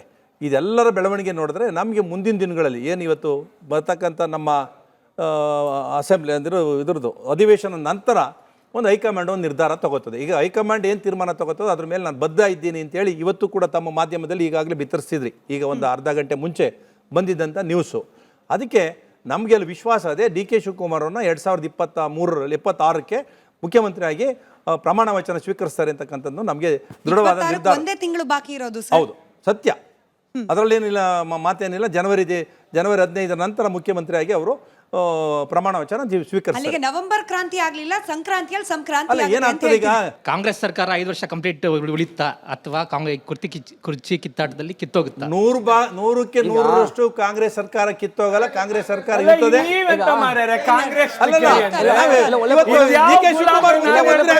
ಅವಕಾಶ ಡಿ ಕೆ ಶಿವಕುಮಾರ್ ಮುಖ್ಯಮಂತ್ರಿ ಕಿತ್ತೋಗಂತ ಪ್ರಶ್ನೆ ಬರಲ್ಲ. ಅದು ಒಳ್ಳೆ ಪ್ರಶ್ನೆ ಕೇಳಿದಿರಿ. ಆ ಪ್ರಶ್ನೆಗೆ ಉತ್ತರ ನಾನು ಕೊಡ್ತೀನಿ ಕೇಳಿ. ಯಾವ ಕಿತ್ತಾಟನೂ ಇಲ್ಲ, ಕಾಂಗ್ರೆಸ್ ಕಿತ್ತೋಗೋದು ಇಲ್ಲ. 2028ಕ್ಕೂ ಕಾಂಗ್ರೆಸ್ಸೇ ಗೆಲ್ಲುತ್ತೆ, 2033ಕ್ಕೂ ಕಾಂಗ್ರೆಸ್ಸೇ ಗೆಲ್ಲುತ್ತೆ. ಬಿಜೆಪಿ ಕರ್ನಾಟಕದಲ್ಲಿ ನಿರ್ನಾಮ ಆಗಿದೆ. 2028 ಸರ್ ಇವತ್ತೇ ದಿನನಿತ್ಯ ನಿಮ್ದೇ ಕಥೆ ಆಗ್ಬಿಡ್ತು. ಇವರು ಮುಖ್ಯಮಂತ್ರಿ, ಅವ್ರ ಮುಖ್ಯಮಂತ್ರಿ 2 ವರ್ಷ ಆಯ್ತು. ಇದೇ ಕಥೆ ಮುಂದೆ ಕಾಂಗ್ರೆಸ್ ಬರೋದು ಬಿಜೆಪಿ ನಮ್ಗೆ ಅರ್ಥ ಆಗುತ್ತೆ. ಏನ್ ಮಾಡಕ್ಕಾಗಲ್ಲ. ನಿಮ್ಮ ದುರದೃಷ್ಟ, ಬಿಜೆಪಿ ಕರ್ನಾಟಕದಲ್ಲಿ ಮುದುಡಿದ ತಾವರೆ ಅರಳಲ್ಲ. ಅದು 28ಕ್ಕೂ ನಾವೇ, 33ಕ್ಕೂ ನಾವೇ. ತಾವರೆ ಇಡೀ ಭಾರತದಲ್ಲಿ, ಅಖಂಡ ಭಾರತದಲ್ಲಿ ಸದ್ಯಕ್ಕೆ ಇವ್ರ ಪ್ರಶ್ನೆ ಸಿಂಪಲ್ ಸರ್, ರಾಜ್ಯದಲ್ಲಿರ್ತಕ್ಕಂಥ ಹಸ್ತ ಗಟ್ಟಿಯಾಗಿರುತ್ತೆ ಅಥವಾ ಕೆಳಗಿಳಿಯತ್ತ ಅಂತ? ಇನ್ನು 20 ವರ್ಷ ಗಟ್ಟಿಯಾಗೇ ಇರುತ್ತೆ. ಬಿಜೆಪಿ ಇವಲ್ಲಿ ಕರ್ನಾಟಕದಲ್ಲಿ ನಿರ್ನಾಮ ಆಗಿದೆ. ಮುಂದಕ್ಕೂ 20 ವರ್ಷ ಕರ್ನಾಟಕದಲ್ಲಿ ಕಾಂಗ್ರೆಸ್ ಇರುತ್ತೆ. ನಾಗರಾಜ್ ಸರ್, ಪ್ರಶ್ನೆ ಯಾಕೆ ಬರುತ್ತೆ ಅಂತಂದ್ರೆ, ಹೇಳಿ ಮೇಡಮ್, ಹಿರಿಯ ನಾಯಕರು ರಾಜಣ್ಣ ಅವರು ಅವರನ್ನ ಮಂತ್ರಿಗಿರಿಯಿಂದ ಕಿತ್ತಾಕ್ತಾರೋ ಉಳಿಸ್ಕೊಳ್ತಾರೋ, ಅವ್ರ ರಾಜಕೀಯ ಅನುಭವಕ್ಕಂತೂ ಕೊಡ್ಬೇಕಾದ ಗೌರವ ಇದ್ದೇ ಇದೆ. ಇದೇ ನೀವು ನಿಂತಿರೋ ಜಾಗದಲ್ಲೇ ಕುತ್ಕೊಂಡಿದ್ರು ರಾಜಣ್ಣ ಅವರು ಹೇಳ್ತಾರೆ, ಡಿ ಕೆ ಶಿವಕುಮಾರ್ ಅವರೇನಾದ್ರೂ ಮುಖ್ಯಮಂತ್ರಿ ಆಗ್ಬಿಡ್ತು ಅಂತಂದ್ರೆ ರಾಜ್ಯದಲ್ಲಿ ಇರ್ತಕ್ಕಂಥ ಎಲ್ಲಾ ಕಾಂಗ್ರೆಸ್ ಕಚೇರಿಗೂ ಕೂಡ ಬೀಗ ಹಾಕ್ಬೇಕಾಗತ್ತೆ. ನೌತಾಲ್ ಬೀಗ ಒಳ್ಳೆ ಕಂಪನಿ, ಅದು ಆ ಬೀಗ ಹಾಕ್ಬೇಕಾಗತ್ತೆ ಹೇಳಿದವ್ರು ರಾಜಣ್ಣ ಸರ್. ರಾಜಣ್ಣವ್ರು ಹೇಳಿದಾರಲ್ಲ, ರಾಜಣ್ಣವ್ರು ಎಷ್ಟು ಒಂದೇ ನಿಮಿಷ ಕೇಳಿ, ಅದೆಲ್ಲ ವೈಯಕ್ತಿಕ, ಅವರೆಲ್ಲ ಅದೆಲ್ಲ ನಾನು ವೈಯಕ್ತಿಕವಾಗಿ ಮಾತಾಡ್ತಾ ಇದ್ದೀನಿ. ನಾನು ಹೇಳ್ತಾ ಇದ್ದೀನಿ ಕೇಳಿಲಿ. ರಾಜಣ್ಣವ್ರು ಯಾವ್ಯಾವ ಪಕ್ಷದಲ್ಲಿ ಬಂದು ಅಂತಕ್ಕಂಥದ್ದನ್ನ ಅವರು ಮನವರಿಕೆ ಮಾಡ್ಕೋಬೇಕಾಗ್ತದೆ. ಅವ್ರ ಹಿಂದೆ ಇದ್ದಂಥ ಪಕ್ಷಗಳಲ್ಲಿ ಯಾವ್ಯಾವ ಪಕ್ಷದಲ್ಲಿ ಓದುವಂಥವ್ರು ಬಂದಿರೋ ಅಂತಕ್ಕಂಥದ್ದು ಮಾತಾಡುವಾಗ ಈಗ ಪಕ್ಷದಲ್ಲೇ ಒಂದು ಜವಾಬ್ದಾರಿಯುತವಾದ ಸ್ಥಾನಮಾನ ಕೊಟ್ಟದೆ, ಮುಖ್ಯಮಂತ್ರಿ ಮಾಡಿದ್ದಾರೆ. ಹೈಕಮಾಂಡ್ ಮೇಲೆ ನೀವು ಗದಾ ಪ್ರಯೋಗ ಮಾಡಿದ್ರೆ ಅವ್ರು ಬಿಡ್ತಾರೆ ಹೈಕಮಾಂಡ್ ಅವರು? ದಿನನಿತ್ಯ ಇದೆ ಬರೀ D K Shivakumar, Siddaramaiah. But D K Shivakumar ಹೇಳ್ತಾರೆ 4 ಜನ ಮಧ್ಯೆ, 4 ಗೋಡೆ ಮಧ್ಯೆ ತೀರ್ಮಾನ ಆಗಿದೆ ಅಂತೆ. ಬಟ್ ಅದನ್ನ ಸಿದ್ದರಾಮಯ್ಯನವರು ಎಲ್ಲೂ ಅಲ್ಗಳ್ದಿಲ್ಲ. ಅಂದರೆ ಅದು ಟ್ರೂ ಅಂತ ಅರ್ಥ ಆಯ್ತು ಅಲ್ಲಿಗೆ. ಆದಷ್ಟು ಬೇಗ ಇದನ್ನ ತೀರ್ಮಾನ ಮಾಡಿ ಈ ಜನಕ್ಕೆ ಕೆಲಸ ದಿನ ಟಿವಿ ನೋಡೋದು ಕಮ್ಮಿ ಮಾಡಿ. ಈಗ ನೀವು ಹೇಳೋದ್ರಲ್ಲಿ ಸತ್ಯ. ಯಾಕೆಂದ್ರೆ ನಮ್ಮ ಅಧಿವೇಶನ ಕಳೆದ ನಂತರ ಅದೇ ಕೆಲಸನ ಹೈಕಮಾಂಡ್ ಮಾಡ್ತದೆ ಅಂತ ನಾವು ವಿಶ್ವಾಸ ಇಟ್ಕೊಂಡಿದ್ದೀವಿ. ಡಿ ಕೆ ಶಿವಕುಮಾರ್ ಸೂರ್ಯಚಂದ್ರ ಎಷ್ಟು ಸತ್ಯನೋ, ಮುಖ್ಯಮಂತ್ರಿ ಅಷ್ಟೇ ಸತ್ಯ. ಇವರು ಹೇಳ್ತಾ ಇದ್ರಲ್ಲ, ಅವರೇ ಈ ಮೀಡಿಯಾ ಹೇಳ್ತಾರೆ ಒಂದು ದಿವಸ, ಇಲ್ಲ ಇದು ಏನು ಡಿಬೇಟ್ ಆಗಿದೆ ಇವತ್ತು, ಇದೇ ಜನವರಿ 15ಕ್ಕೆ CM ಆಗಿ ಇದೇ ನಾವು ಇಲ್ಲಿ ಬರ್ತೀವಿ, ಅವರೊಂದು ಹೇಳೋದು ತಲೆ ಬಳಸ್ಕೊಂಡ್ಬಿಟ್ಟು ಹೇಳಿದಾರಲ್ಲ, ಅವರೇ ನಮ್ಮ ಪಾರ್ಟಿ ಸೇರ್ಕೊಂಡ್ಬಿಡ್ತಾರೆ. ಏನಾಗುತ್ತೋ ಬಿಡುತ್ತೋ ಗೊತ್ತಿಲ್ಲ ಸರ್. ಇಲ್ಲ ಕೇಳಿಸ್ಕೊಳ್ಳಿ, ನಿಮ್ಗೆ ನಿಮ್ಗೆ ಏನಾಗುತ್ತೋ ಬಿಡುತ್ತೋ ನನಗೆ ಗೊತ್ತಿಲ್ಲ ಸರ್. ಸಿದ್ದರಾಮಯ್ಯನವರ ಫ್ಯಾನ್ ಪೇಜ್ ಅಲ್ಲಿ ಅವ್ರ ಮಾತು ಇಲ್ಲ, ಕೇಳಿಸ್ಕೊಳ್ಳಿ ಸರ್, ಕೇಳಿಸ್ಕೊಳ್ಳಿ. ಏನಾಗುತ್ತೋ ಬಿಡುತ್ತೋ ನನಗೆ ಗೊತ್ತಿಲ್ಲ ಸರ್. ಸಿದ್ದರಾಮಯ್ಯನವರ ಫ್ಯಾನ್ ಪೇಜ್ ಅಲ್ಲಿ ಅವರ ಹೇಳಿಕೆ, DK ಶಿವಕುಮಾರ್ ಅವರ ಫ್ಯಾನ್ ಪೇಜ್ ಅಲ್ಲಿ ನಿಮ್ಮ ಹೇಳಿಕೆ ವೈರಲ್ ಆಗ್ಲಿ ಅಂತ ನಾನು ಬಯಸ್ತೀನಿ. ಕೈನ ಪಂಜತನ್ ಕೈ ಅಂತ ಹೇಳಿ ಮುಸಲ್ಮಾನರು ಬಹಳ ನಂಬೋರು. ಆದ್ರೆ ಇದೇ ಕೈ ಇವತ್ತು ಪಂಚ ಪಾಂಡವರ ಕೈ ಆಗ್ಬಿಟ್ಟೈತೆ. ಹುಷಾರಾಗಿರ್ಬೇಕು ಅಂತ ಇಡೀ ರಾಜ್ಯವನ್ನ ಇವತ್ತು 96 ಎಲೆಕ್ಷನ್ ಅಲ್ಲಿ ಯಾವ ರೀತಿ ರಾಹುಲ್ ಗಾಂಧಿ ಪಪ್ಪು ಅವ್ರನ್ನ ಸೋಲಿಸಿ ಕಳಿಸಿದ್ರು ಮನೆಗೆ, ಅದೇ ರೀತಿ ನಿಮ್ಮ ಸರ್ಕಾರನು ಈ 2028ಕ್ಕೆ ಮೂರ್ನಾಮ ಬೀಳುತ್ತೆ. ಈ ಪಂಚದನ್ ಕೈ ಇದು ಐದೆಲ್ಲ ಪಂಚ ಪಾಂಡವರ ಕೈ ಇದು ಬೀಳುತ್ತೆ. ಯಾರು ಪಾಂಡವರು ಯಾರು ಸರ್? ಪಂಚ ಪಾಂಡವ್ರು ಇದಾರಲ್ಲ ಮೇಡಮ್. ಈಗ KN ರಾಜಣ್ಣ ಒಬ್ಬರಾಗಿದ್ದಾರೆ, ಸಿದ್ದರಾಮಯ್ಯ ಒಂದ್ ಕಡೆ ಆಗಿದ್ದಾರೆ, S Congress, D Congress, M Congress, B Congress, black Congress, white Congress, but ನಿಮ್ಮ ಗಮನಕ್ಕೆ ಒಂದ್ ನಿಮಿಷ, ನೀವು ಪಾಂಡವರ ಹೋಲಿಕೆಯನ್ನ ಕೊಟ್ರಿ, ಹಾಗಾಗಿ ಹೇಳ್ತಿದ್ದೀನಿ. ಮಹಾಭಾರತ ಯುದ್ಧದಲ್ಲಿ ಗೆದ್ದಿದ್ದು ಪಾಂಡವರೇ ಸರ್, ಕೌರವರಲ್ಲ. ಅವ್ರು ಪಾಂಡವರಾದ್ರೆ ಗೆಲ್ತಾರ ಅವರು ಅಂತ. ನಿಮಿಷ, ಅದು ಪಾಂಡವರಾಗಿ ಗೆಲ್ಲಿ ಅಂತ ಆಶೀರ್ವಾದ ಇದೆ, ಆದ್ರೆ ಅವ್ರು ಅದಕ್ಕೂ ಲಾಯಕ್ಕಿಲ್ಲ ಅಂತ ಹೇಳಕ್ ಇಷ್ಟಪಡ್ತೀನಿ. ಪದೇ 75 ವರ್ಷ ಪಾಪ ಮೂಗಿಗೆ ತುಪ್ಪ ಹಾಕಿ ಅವ್ರನ್ನ ಆ ದುಸ್ಥಿತಿಗೆ ತಂದು ಪಂಚರ್ ಹಾಕೋದಿಂದ ಸೈಂಟಿಸ್ಟ್ ಮಾಡೋ ಕೆಲಸ ಮಾಡಲಿಲ್ಲ. ಬರೀ ಏನ್ ಮಾಡಿದ್ರು ಅಂದ್ರೆ ಅವ್ರ ಮತವನ್ನ ತೆಗೆದುಕೊಂಡು ಪಾಪ ಅವ್ರನ್ನ ದಾರಿ ತಪ್ಪಿಸುವಂತ ಕೆಲಸ ಮಾಡಿದ್ರು. ಇವತ್ತು ಬಿಹಾರ್ ಅಂತ ರಾಜ್ಯಗಳಲ್ಲಿ ಇವತ್ತು ನಮ್ಮ ಅಲ್ಪಸಂಖ್ಯಾತ ಬಂಧುಗಳಿಗೆ ಅರ್ಥ ಆಗಿದೆ ಇವತ್ತು ಯಾರು ಅವರ ನಿಜವಾದ ಮಿತ್ರರು ಅಂತೇಳಿ. ಇವತ್ತು ಅಲ್ಲಿ ಸಭಿಕಲ್ಲಿ ಕೂತಿರ್ತಕ್ಕಂತಹ ನಮ್ಮ ಕಿರಿಯ ನಾಯಕರು ಒಬ್ರು ಕೇಳಿದ್ರು, ಏನಂತ ಕೇಳಿದ್ರು ಅಂದ್ರೆ, ರಾಹುಲ್ ಗಾಂಧಿ ಪಪ್ಪು 96 ಎಲೆಕ್ಷನ್ ಸೋತ್ಬಿಟ್ಟವ್ರೆ, ಕರ್ನಾಟಕದಲ್ಲಿ 3 ನಾಮ ಇಕ್ಕೊಂಡ್ಬಿಡ್ತಾರೆ ನೋಡಿ. ಇವೆಲ್ಲ ಬಿಜೆಪಿ ವಾಟ್ಸ್ಆಪ್ ನ್ಯೂಸ್ ಬರುವಂತ ಮಾತುಗಳು. ಅದು ಕೇಳಿ, ಬಿಜೆಪಿ ವಾಟ್ಸ್ಆಪ್ ನ್ಯೂಸ್ ಬರುವಂತಕ್ಕಂಥ ಮಾತುಗಳು. ನಾಗಪುರದಲ್ಲಿ ಈ ತರ ಒಂದು ಕಚೇರಿ ಇದೆ, ಅವ್ರಿಗೆ ಕಪಟ ತಂತ್ರಗಾರಿಕೆ ವಿಭಾಗ ಇದೆ ನಾಗಪುರದಲ್ಲಿ. ಅಲ್ಲಿಂದ ಇದು ಸೃಷ್ಟಿ ಮಾಡಿ ಕಳಿಸ್ತಾರೆ ನೋಡ್ರಿ. ಈ ಸಂವಿಧಾನ ರಕ್ಷಣೆಗೆ ಚುನಾವಣೆ ಗೆಲ್ಬೇಕಂತಿಲ್ಲ. ಈ ಸಂವಿಧಾನ ರಕ್ಷಣೆಗೆ ಚುನಾವಣೆ ಗೆಲ್ಬೇಕಂತಿಲ್ಲ. ಅಲ್ಪಸಂಖ್ಯಾತರ, ಹಿಂದುಳಿದವರ, ದಲಿತರ ರಕ್ಷಣೆಗೆ ಚುನಾವಣೆ ಗೆಲ್ಬೇಕಂತಿಲ್ಲ. ನಾಯಕತ್ವ ಸಾಕು, ಆ ನಾಯಕತ್ವವನ್ನು ರಾಹುಲ್ ಗಾಂಧಿ ಕೊಟ್ಟಿದ್ದಾರೆ. ಮೇಡಮ್, DK ಶಿವಕುಮಾರ್ ಬಂದು ಇವತ್ತು ಆಧುನಿಕ ಶಿಲ್ಪಿ ಅಂತ ಹೇಳ್ಬೋದು. ಎಲ್ಲರಿಗೂ ಸಹಾಯ ಮಾಡ್ತಾ ಇದ್ದಾರೆ. ಅವರು ಒಂದು ಜಾತಿಗೆ ಸೀಮಿತ ಆಗಿಲ್ಲ, ಬಟ್ ನಮ್ಮ ಜನಾಂಗದವರು ಅವರ ನಮ್ಮ ಜಾತಿ ಅಂದ್ಬಿಟ್ಟು ಅವ್ರನ್ನ ಬಿಂಬಿಸ್ತಾ ಇದ್ದಾರೆ. ವೈಯಕ್ತಿಕವಾಗಿ ಹೇಳ್ಬೇಕಾದ್ರೆ ಅವರು ಎಲ್ಲರಿಗೂ ಸಹಾಯ ಮಾಡ್ತಾ ಇದ್ದಾರೆ. ಅವ್ರಿಗೊಂದು ಅವಕಾಶ ಕೊಡೋದಕ್ಕೆ ಯಾವುದೇ ರೀತಿ ತಪ್ಪಿಲ್ಲ. ಇವಾಗ ನೀವು ಹೇಳ್ತೀರಾ ಏನು ಗೊಂದಲ ಇಲ್ಲ ಏನು ಇಲ್ಲ ಅಂತ. ಇವಾಗ DK ಶಿವಕುಮಾರ್ ಅವರು, ಸಿದ್ದರಾಮಯ್ಯ ಅವರು ಒಂದು ಇದು ಬ್ರೇಕ್ಫಾಸ್ಟ್ ಪಾಲಿಟಿಕ್ಸ್ ಮಾಡ್ತಿದ್ದಾರಲ್ಲ, ಅದೇ ಹೊರಗಡೆ ಬಂದು ಹೇಳ್ತಾರೆ, ಇಲ್ಲ ನಾವು ರಾಜ್ಯದ ಅಭಿವೃದ್ಧಿ ಬಗ್ಗೆ ಮಾತಾಡ್ತಿದ್ವಿ, ಅದ್ರ ಬಗ್ಗೆ ಇದ್ರ ಬಗ್ಗೆ ಅಂತಾರೆ. ಅದು ಕ್ಯಾಬಿನೆಟ್ ಇದೆಯಲ್ಲ ಸರ್, ಅಲ್ಲೇ ಹೋಗಿ ಮಾತಾಡ್ಬೋದಿತ್ತಲ್ಲ. ಇಲ್ಲಿ ಬ್ರೇಕ್ಫಾಸ್ಟ್ ಕೂತ್ಕೊಂಡು ಇಬ್ಬರೇ ಒಂದು 4 ಗೋಡೆ ಮಧ್ಯೆ ಗುಟ್ಟಾಗಿ ಮಾತಾಡೋಂಥದ್ದು ಏನಿದೆ ಸರ್ ಅವ್ರಿಗೆ? ಇಲ್ಲ, ಅದೇ ಗುಟ್ಟಾಗಿಲ್ಲ, ಬಂದು ಮಾಧ್ಯಮ ಮುಖಾಂತರ ಬಹಿರಂಗ ಮಾಡಿಸಿದ್ದಾರೆ. ಕೇಳಿ, ಮುಖ್ಯಮಂತ್ರಿ ಉಪಮುಖ್ಯಮಂತ್ರಿಗಳು ಎಲ್ಲಾ ಸಮಯದಲ್ಲೂ ಕೂಡ ರಾಜ್ಯದ ಬಗ್ಗೆನೇ ಚಿಂತೆ ಮಾಡೋದು, ಅಭಿವೃದ್ಧಿ ಬಗ್ಗೆನೇ ಚರ್ಚೆ ಮಾಡುವಂಥದ್ದು. ಎರಡನೇದಾಗಿ ಸಂಪುಟ ಸಭೆಯಲ್ಲೂ ಕೂಡ ಎವ್ರಿ ವೀಕ್ ಆಗುತ್ತಲ್ಲ, ಕ್ಯಾಬಿನೆಟ್ ಅಲ್ಲೂ ಕೂಡ ಅದನ್ನೇ ಚರ್ಚೆ ಮಾಡೋದು. ವಿಧಾನಸೌಧದಲ್ಲೂ, ವಿಧಾನ ಮಂಡಲದಲ್ಲೂ ಕೂಡ, ಅಧಿವೇಶನದಲ್ಲೂ ಕೂಡ ಅದೇ ಮಾತಾಡೋದು. ನಿಮ್ಗೇನಾದ್ರು ಬಿಜೆಪಿ ನಾಯಕರ ಪರಿಚಯ ಇದ್ರೆ ಅವ್ರನ್ನ ಬಂದು ಸದನ ಕೂತ್ಕೊಳ್ಳೋಕೆ ಕೇಳಿ, ಚರ್ಚೆ ಮಾಡಕ್ ಕೇಳಿ. ರಾಜ್ಯಕ್ಕೆ ಆಗ್ತಾ ಇರ್ತಕ್ಕಂಥ ಕೇಂದ್ರದಿಂದ ಅನ್ಯಾಯ ಆಗ್ತಾ ಇದಲ್ಲ, ಅದ್ರ ಬಗ್ಗೆ ಚರ್ಚೆ ಮಾಡೋಣ, ರಾಜ್ಯಕ್ಕೆ ನ್ಯಾಯ ಕೊಡಿಸೋಣ. ನಗರದಲ್ಲಿರೋ DK ಶಿವಕುಮಾರ್ ಅವ್ರ ಮನೆ ಸಾಕಷ್ಟು ದೊಡ್ಡದಿದೆ ಸರ್, ಇವತ್ತೇ ಕರೆದು ಬಿಡಬೇಕಾಗಿತ್ತು ವಿರೋಧ ಪಕ್ಷದವರು ಸದನದಲ್ಲಿ ಬರ್ಬೇಕ್ರಿ. ಅದನ್ನು ಮಾಡ್ತಾರೆ, ಹಿಂಗೂ ಮಾಡ್ತಾರೆ. 24/7 ಸರ್ಕಾರ ಇರೋದೇ ಜನಸೇವೆಗಾಗಿ. ಮುಖ್ಯಮಂತ್ರಿಗಳು ಜನಸೇವೆಗಾಗಿ. ಗೌಪ್ಯವಾಗಿ ನಡೆಯೋ ಮಾತುಕತೆ ಯಾವುದು, ಸದನದಲ್ಲಿ ಆಗೋ ಮಾತುಕತೆ ಯಾವುದು, ನೀವು ಬಿಜೆಪಿ ರಾಜ್ಯಾಧ್ಯಕ್ಷ ನೋಡಿ.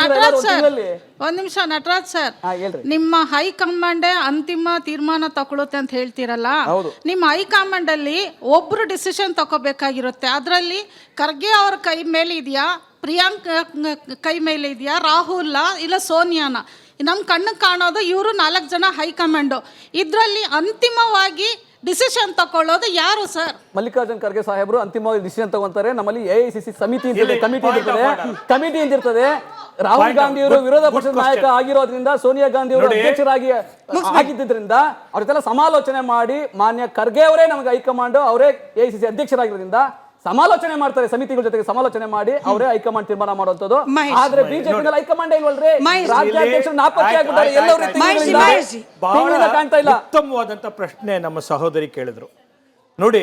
ಸ್ವತಃ ಮಲ್ಲಿಕಾರ್ಜುನ್ ಖರ್ಗೆ ಅವರು ಬಹಳ ಹಿರಿಯರಿದ್ದಾರೆ. ಅವ್ರು ಹೇಳಿದ್ರು, ನನ್ನ ಹತ್ರ ಏನಿಲ್ಲ, ನೀವು ಮಾಧ್ಯಮದವ್ರು ಕೇಳಿದಂಥ ಸಂದರ್ಭದಲ್ಲಿ ನಾನು ನಿಮಗೆ ಏನು ಹೇಳೋ ಸ್ಥಿತಿ ಒಳಗಡೆ ಇಲ್ಲ, ನಾನು ಅವರನ್ನ ಕೇಳಬೇಕು. ಯಾರನ್ನ ನಮ್ಮಲ್ಲಿ ಸಮಿತಿ ಟೂರ್ಗೆ ಇದೆ. ಹೋಗಿರ್ತಾರಲ್ಲ, ಬೇರೆ ಬೇರೆ ದೇಶಕ್ಕೆ ಟೂರ್ಗೆ ಹೋಗ್ತಾರಲ್ಲ, ಬಹಳ ಟಯರ್ಡ್ ಆಗಿರ್ತಾರಲ್ಲ, ಅಲ್ಲ, ಅದಾನಿ ಕರ್ಕೊಂಡು ಹೋಗ್ತಾರಲ್ಲ ಟೂರ್ಗೆ, ನರೇಂದ್ರ ಮೋದಿ ಅದ್ರ ಬಗ್ಗೆ ಮಾತಾಡಿ. ದಲಿತ ನಾಯಕತ್ವಕ್ಕೆ ಹೇಗೆ ಅಂಬೇಡ್ಕರ್ಗೆ ಮೋಸ ಮಾಡಿದ್ರು ಹಾಗೆ ದಲಿತ ನಾಯಕತ್ವ ಮಲ್ಲಿಕಾರ್ಜುನ್ ಖರ್ಗೆ ಅಂತ ಒಬ್ಬ ಹಿರಿಯರನ್ನು ಕೂಡ ಅವಮಾನ ಮಾಡ್ತಾ ಇರ್ತಕ್ಕಂಥ ಕೆಲಸ ಮಾಡ್ತಾ ಇದ್ದಾರೆ. ಅವರನ್ನ ಅವಮಾನ ಮಾಡುವಂತ ಕೆಲಸವನ್ನ ಮಾಡ್ತಾ ಇದ್ದಾರೆ. ಅವ್ರಿಗೆ ಯಾವ ನುಡಿಲೆ ಅಂಬೇಡ್ಕರ್ ಬೆನ್ನಿಗೆ ಹೇಗೆ ಚೂರಿ ಹಾಕಿದ್ರು ಅದೇ ರೀತಿ ಇವತ್ತು ಖರ್ಗೆ ಅವ್ರಿಗೆ ಅವಕಾಶ ಕೊಟ್ಟಿದ್ದಾರೆ. ಇವತ್ತು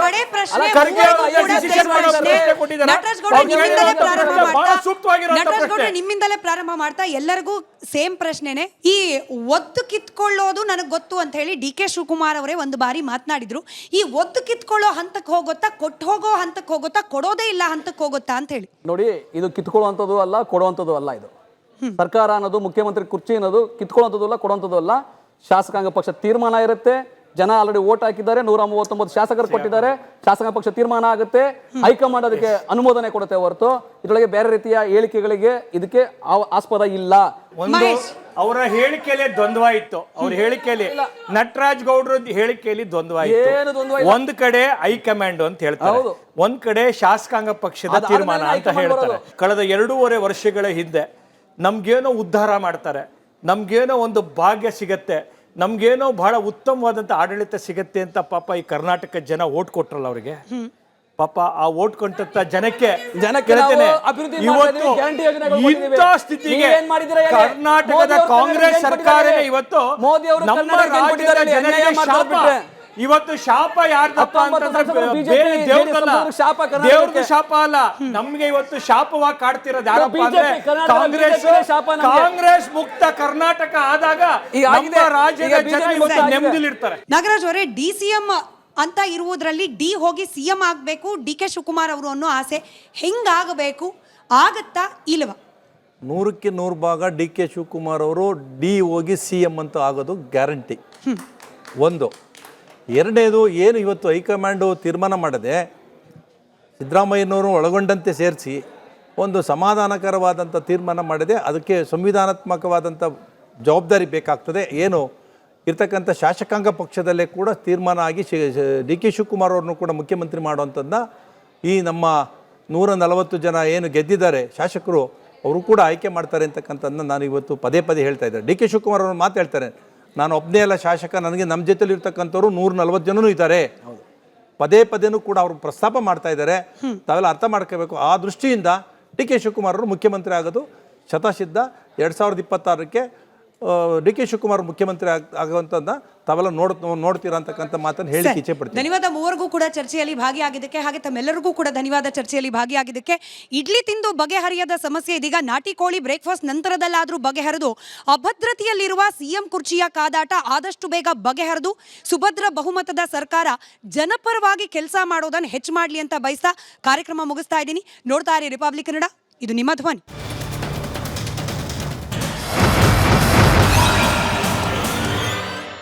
ಚಹಾದ ಅಸಲಿ ಟೇಸ್ಟ್ MDHD+ ನಿಂದಲೇ ಬರುತ್ತೆ.